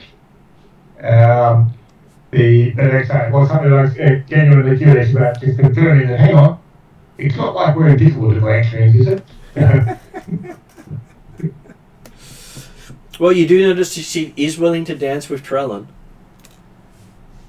That's good, that's good. So it must be just Dimitri. Maybe it's what Dimitri knows that's the important part. No, it's Dimitri's perfectly accepting of the fact that there are some people in the world that just don't know what's good for them. So is there, He wonders every day with half of them. so is there a prophecy that Dimitri can't enter Galatri? Or? Oh no, they've been told by Redrian that if they enter Galantry, then the gods that are looking out for those seeking parts of his ship will basically be able to attack them. Because the gods are heavily manning the borders of Galantry, because whatever it is that's caused the war is found there. And that appears to be the engine of Redrian's starship. And anyone who knows about that, who enters that region, generally triggers the defenders or the attackers. The attackers want to know everything they know, the defenders want to make sure they don't know. Either way, it tends to be bad for mortals. Cool. As direct intervention from a god generally kills the mortal. Just lots of notes. I think tonight's notes are rivaling yesterday's. Yeah, yesterday's was more spiritual in nature. Yeah. Tonight's notes are more practical. I think in I nature. hit 9 pages last night. So yes, the king is crowned, and he does get fealty from everyone who has showed up, and promise of assistance from all the ambassadors that are there. That doesn't include, like, me or Genrick or anything, does it? Well, do you guys line up? Nope. Trellin and Dimitri have to line up. Yeah, Oh, yes, Dimitri's certainly got that over there. I am still very much a citizen of the Northern Reaches. Genrick will.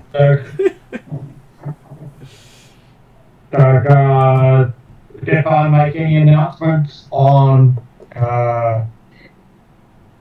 forces that are going to be heading northeast to Darrakan, or gives out new titles and things like that sort of stuff as part of his first court? Well, as part of his first court, he's talking about the gathering up of armed forces of all those who have sworn fealty to him to form armies in his bid to save Darrakan from the Master. Oh. As one of Karameikos' long-standing trade agreements is to support Darrakan in times of war. And the choice between supporting Darrakan and supporting Thyatis in its war against Alphatia, they see the Master as the biggest threat. Mainly because he cares what happens to the elves who he's allowed settle into his country. Genrick said he lined up. And obviously the risk potentially represented by the Black Eagle Barrier and the Five Skies has certainly been mitigated.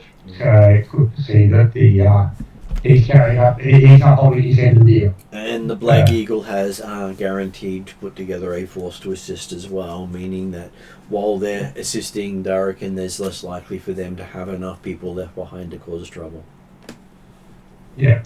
Did the Black Eagle send over, like, did the cousin arrive? The cousin was there in person. Yeah. In his shiny black doublet and very, I'd probably say non-fashionable cartoon clothing. Looks very archaic in comparison to everyone else. And he swore fealty and promised forces to help with the fight. Well, if he didn't swear fealty, he would have lost his barony. Yes. That's why I assumed it.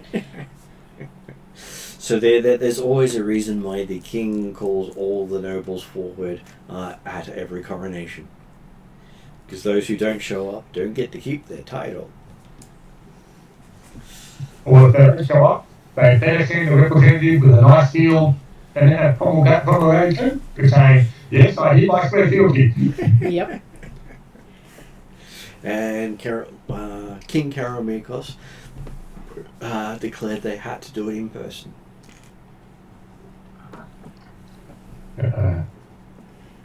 So yes, each of you, including Genric, are basically given their thanks. And Genric has been, as part of working with the Atruaghin clan, been allocated the areas near Ragalov, where he's heard there's a big rat population. No. The forest will no longer be there. No, we just have to keep you from it. As the Atruaghin have spoken highly of you in that part and have assigned you as their representative to the Duke's court. No. Much like Lord Trellin has been declared representative of the Theodil clan. Oh, cool. Basically, not many elves actually want to deal with the court and politics. Yeah, but Well, Genric I doesn't. don't either, But you are their champion, and they believe that you'll excel at all things. It comes with the Bible. yeah. And they can't see you not excelling. They don't care how you do it, you'll just excel at it.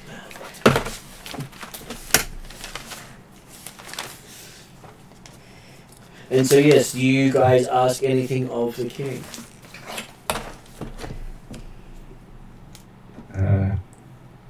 Starting with Dimitri. Well, Dimitri doesn't need to ask anything of particular importance in the other court. If there's anything particularly important coming up, he'll ask it either after the ceremony at some point or possibly in the next few months during the outcome. One thing I will point out is that during the coronation, the Duchess who became queen was given equal rights to the king. Cool. So that's something I was teaching about before when we talked about things. Yeah, I'm sure that Stefan's got a family, doesn't he? That's how you all getting elevated appropriately. And all his kids have been given the titles of prince and princess. Though the princess sort of doesn't really care for the title.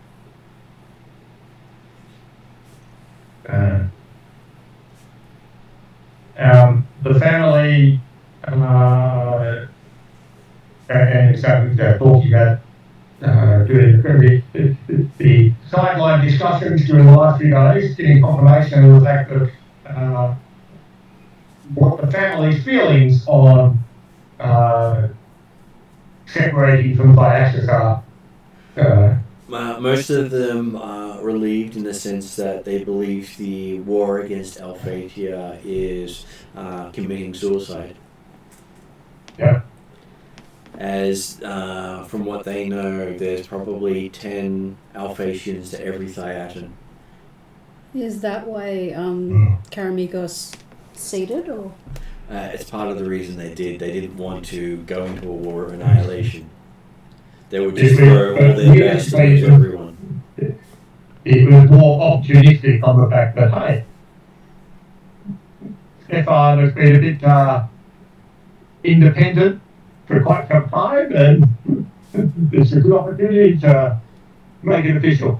Well, he had become an independent kingdom 40 years ago that was a in name only vassal state of the Thyadan Empire. Yeah. But this gave him the out to completely separate and become a king. Yes. That's been case by Atruaghin didn't realise that the independence was also, yes, that the effective independence had not actually existed. So when they say, no, you're part of us, here, die with us. Yes. Awesome. And as they did learn on the Tuesday night, the Thyadan war is not going well for the Thyatans. Of course not. Yet if they weren't fighting, everyone would be dead by now. Interesting. The Phaetians are coming this way to kill everyone. On their way to Galantry and wipe Galantry out. Ah. So anyone who knows the name Galantry is on their kill list. That's how bad the war is. Yeah, it's one of the complications that, well, we're doing investigation bureau dealing with this case, but it was certainly after the party members that have worked hard to ensure that Alphatia haven't already overrun Thyasus by taking out their cyclone. And as part of the coronation, the king is giving out kingdom funds to help fund each of the armies getting put together by each of the lords, dukes, lords, and barons, because that's basically what he has at the moment. And that's the sort of documentary you see out for. Where's the largesse? As he's pretty much opening up the kingdom treasury to fund the war, expecting each noble to put up almost as much as he is for each of their armies. Yeah. So what does Trellin or that was going to be part of the big downtime. Was going to be building up the garrison, like building a garrison, like developing a garrison at the library, but then is he going to have time if our downtime's winter and that's when the Master's attacking? They've got the next 6 months to get the forces together, which having their own estates means that they can have whoever's managing it start that for them. Makes sense. And basically offering to pay whoever joins their army.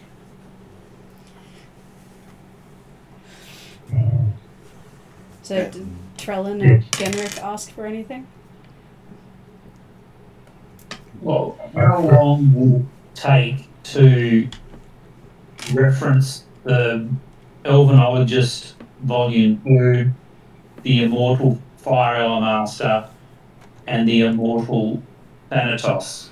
It will take you a while to go through it, but that would be out of game time, so you just spend time reading and referring to it. Okay, no worries. As each of the characters have managed to get a collection of books relating to what they've been doing in game. Hildren's got a few books. I think Llewell has the most at the moment. I'm not surprised. and And traded some of them away last night. And then you've got my father much. He's just carried more around. Okay, so yes, you have each been given a task to help bring the nation to fighting force. Including me? Well, Hildren's sort of being considered part of whichever person you're closest to. I don't know. May even be Lady Alina. I do like her. I also like Mistress Sasha. Mistress Sasha is one of those who'll be building an army. Lady Alina will be training and fighting. Lady Alina already leads an army. Yeah. And she'll most likely be training a whole bunch of new recruits into the Order of the Griffin and creating a squad that is completely head on. And what would so many names thrown at me today.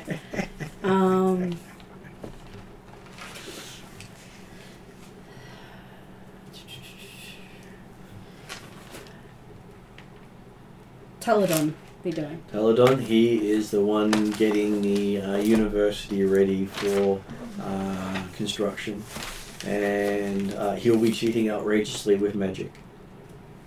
Yes, that's what he just said. He won't just going to providing fighting forces in the sense of an army or personnel. He's providing extra support. So, I'm thinking. And imagine a university where it doesn't care what you want to learn, they will teach it. None of the universities of the region do that. Trying to figure out what Hildren would do. hopefully, they'll the people who they study with them will have some loyalty towards Karameikos thereafter, and they fight for like support. But it's not necessarily a stipulated condition. Well, the Alphatian Empire is funding the construction of the university and offering scholarships to the students to study there. Which means that the people who study there get to study for free. Yeah. Which for most people is a dream come true. And with his coronation, King Stefan does say he's renaming the city of Specularum to be the city of Miros in honor of the Traldaran people. Yeah. Later. Well, hey, if he doesn't actually honor the people who take up most of his country. Yeah. City of Miros? Yeah, Miros, M-I-R-R-S. Awesome. I read about that somewhere. Renaming is quite the right word. It's restoring the name.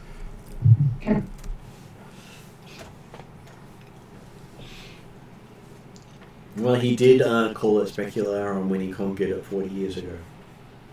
Yes. That's actually good. He did that as sacrifice, but yes. And most of the Traldaran people adopt him as Traldaran instead of Thayat. Because he has pretty much fulfilled the prophecy of Halav's return with the red hair, the kingdom for the people of Karameikos, and throwing off the oppression of the Thayatan people, which is the obligation to go to war. Yeah. But he's not actually renaming or returning the name to Golgari. He's still calling it Karameikos. It's still called Karameikos. He actually declared himself or accepted declaration from the locals that he's now Golgari, or is he encouraging the idea with all Karameikos? He's happy to take on being Traldaran as all of the nobility, because to be called Thayatan means that they're expected to fight the Alphatians.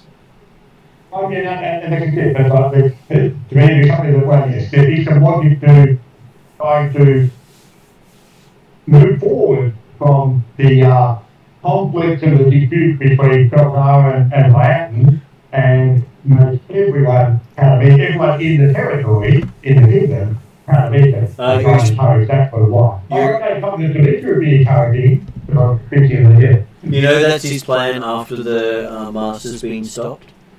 But until then, he needs the support of the Traldaran people to help stop the Master. Yeah, happy with that. And you know, that's very calculated, but... Oh, that's right, as I said, it's the sort of thing that get. But if you wouldn't be encouraging, it takes you a good. Everyone being Karameikos is better than having the bad overlords. But yes, he certainly recognised or understands the situation. So what's everybody else doing to prepare for the war effort? Each of the coastal cities are looking at rounding up everyone in their region. They would probably be the first to start putting together units and send to Miros, as the city is now called.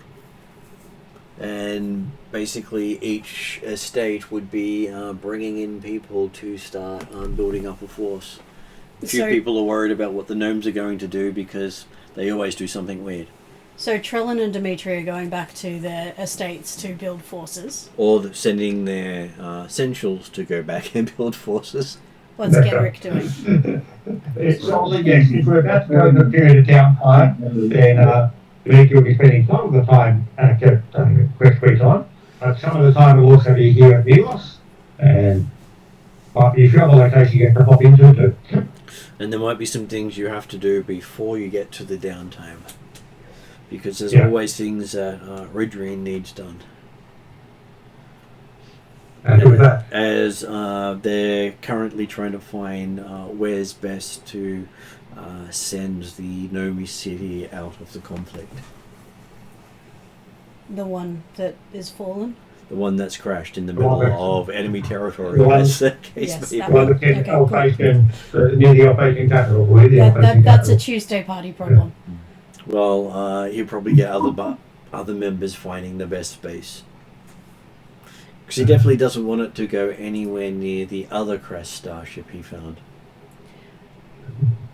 I feel like Hildren would be, depending on how long we're taking, Hildren would probably be moving between Mistress Sashia, Lady Alina, Dimitri and Trellin, and possibly wherever Genrick is, as a bit of a communications, just checking in on things, helping out where she can, but not actually being a part of any particular one force. Well, you do find that you're a hit with a lot of the locals because, hey, you're taller than them. I also, if I start preaching about Zurchev anywhere, I get quite a following because there are many I followers of Zurchev in town. I also have Zeal of the Convert, which means I gain advantage on persuasion checks when invoking the name of my deity or movement during a conversation. And you do find that the Kalari elves also honour Zurchev as their as Zurchev gave them permission to settle the forests. I also have Auspicious Collaborator. The higher powers you are attuned to have witnessed your deeds and bestowed upon you a quality of worthiness. Your requests for aid are perceived as opportunities for partnership rather than impositions. So people of all backgrounds are drawn to you to give you more help than they ordinarily would be. So, like, as I'm moving through, I'd probably be preaching to help people gather forces and stuff. And you do see that the two opposing churches of Karameikos, the Church of Traldara and the Church of Karameikos, are both working together to rouse the people to prepare. And you believe it's going to take them at least 6 months to get their forces to Darragan. Especially as they're going to have to go over the mountain range, which means they have to go up through the Duke's Road and come into to Darragan from the eastern side. Which, by the way, is up in this area of the mountains at the top here is where the second crashed starship is. Where? Where the hourglass is in the top there. Cool. Yeah. Just at the base of or to the far southwest of the Warden territory. I'll look at the maps. Yeah, it was quite amusing when they found it. They were the second team to actually go there because the first team that went there, the person who was leading that expedition couldn't make the next few sessions. So it's the hourglass between Darragan and Karameikos? It's in that area there. Alright, cool. Yeah. There's a valley there. That is... It's okay, Dimitri fixed it up.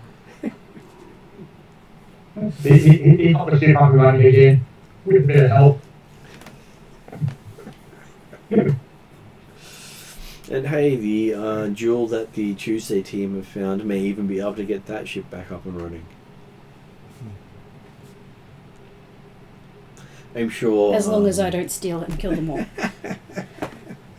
There's that. They did have that prophecy. That was an interesting one. That's why she's going to be trying to distract herself a lot lately. It might have been a future that was. Maybe he showed it to me to stop it from happening. Or saying it already happened, don't do it again. Okay, so this at this point you've actually managed to get the king crowned. You've gotten acknowledged as part of the kingdom instead of just people who were nearby.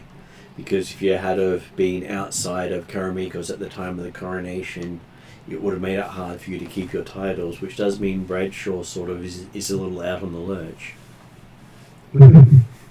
He also had a title in the kingdom. Yeah.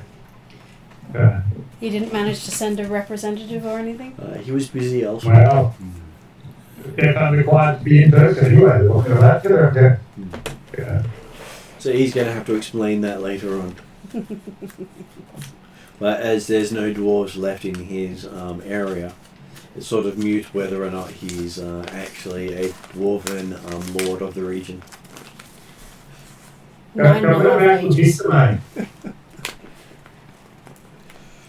Okay, so did you guys want to add anything before we go to end credits? Because next year will be 6 weeks from now.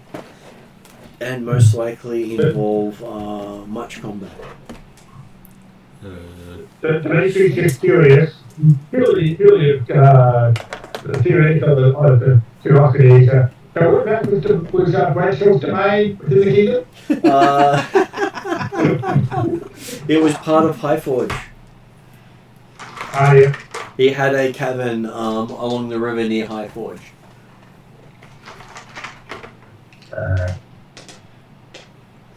Interesting. Oh, did Genrick ask anything of the king at the coronation? I'm unsure if it'd be something you'd have to ask of the king or the actual clan leader of Chossum, but deal with him possibly starting a druid grove near there, so he has his own estate. Well, that would be what you'd discuss with the Chossum, because hey, technically you'd get a hex that's considered yours, and they're just occupying it. I am their representative in the council. So you're now leader of the Chossum in Karameikos? He's just their representative in the council. So their leader is clan head. But technically the land is his? Technically the land would be his. There you go, you have some land. Don't worry, you've only got a couple of goblins to deal with. I'm sure that won't take you long. Yeah. If you ask, I can be there to help. Burning rats are fun.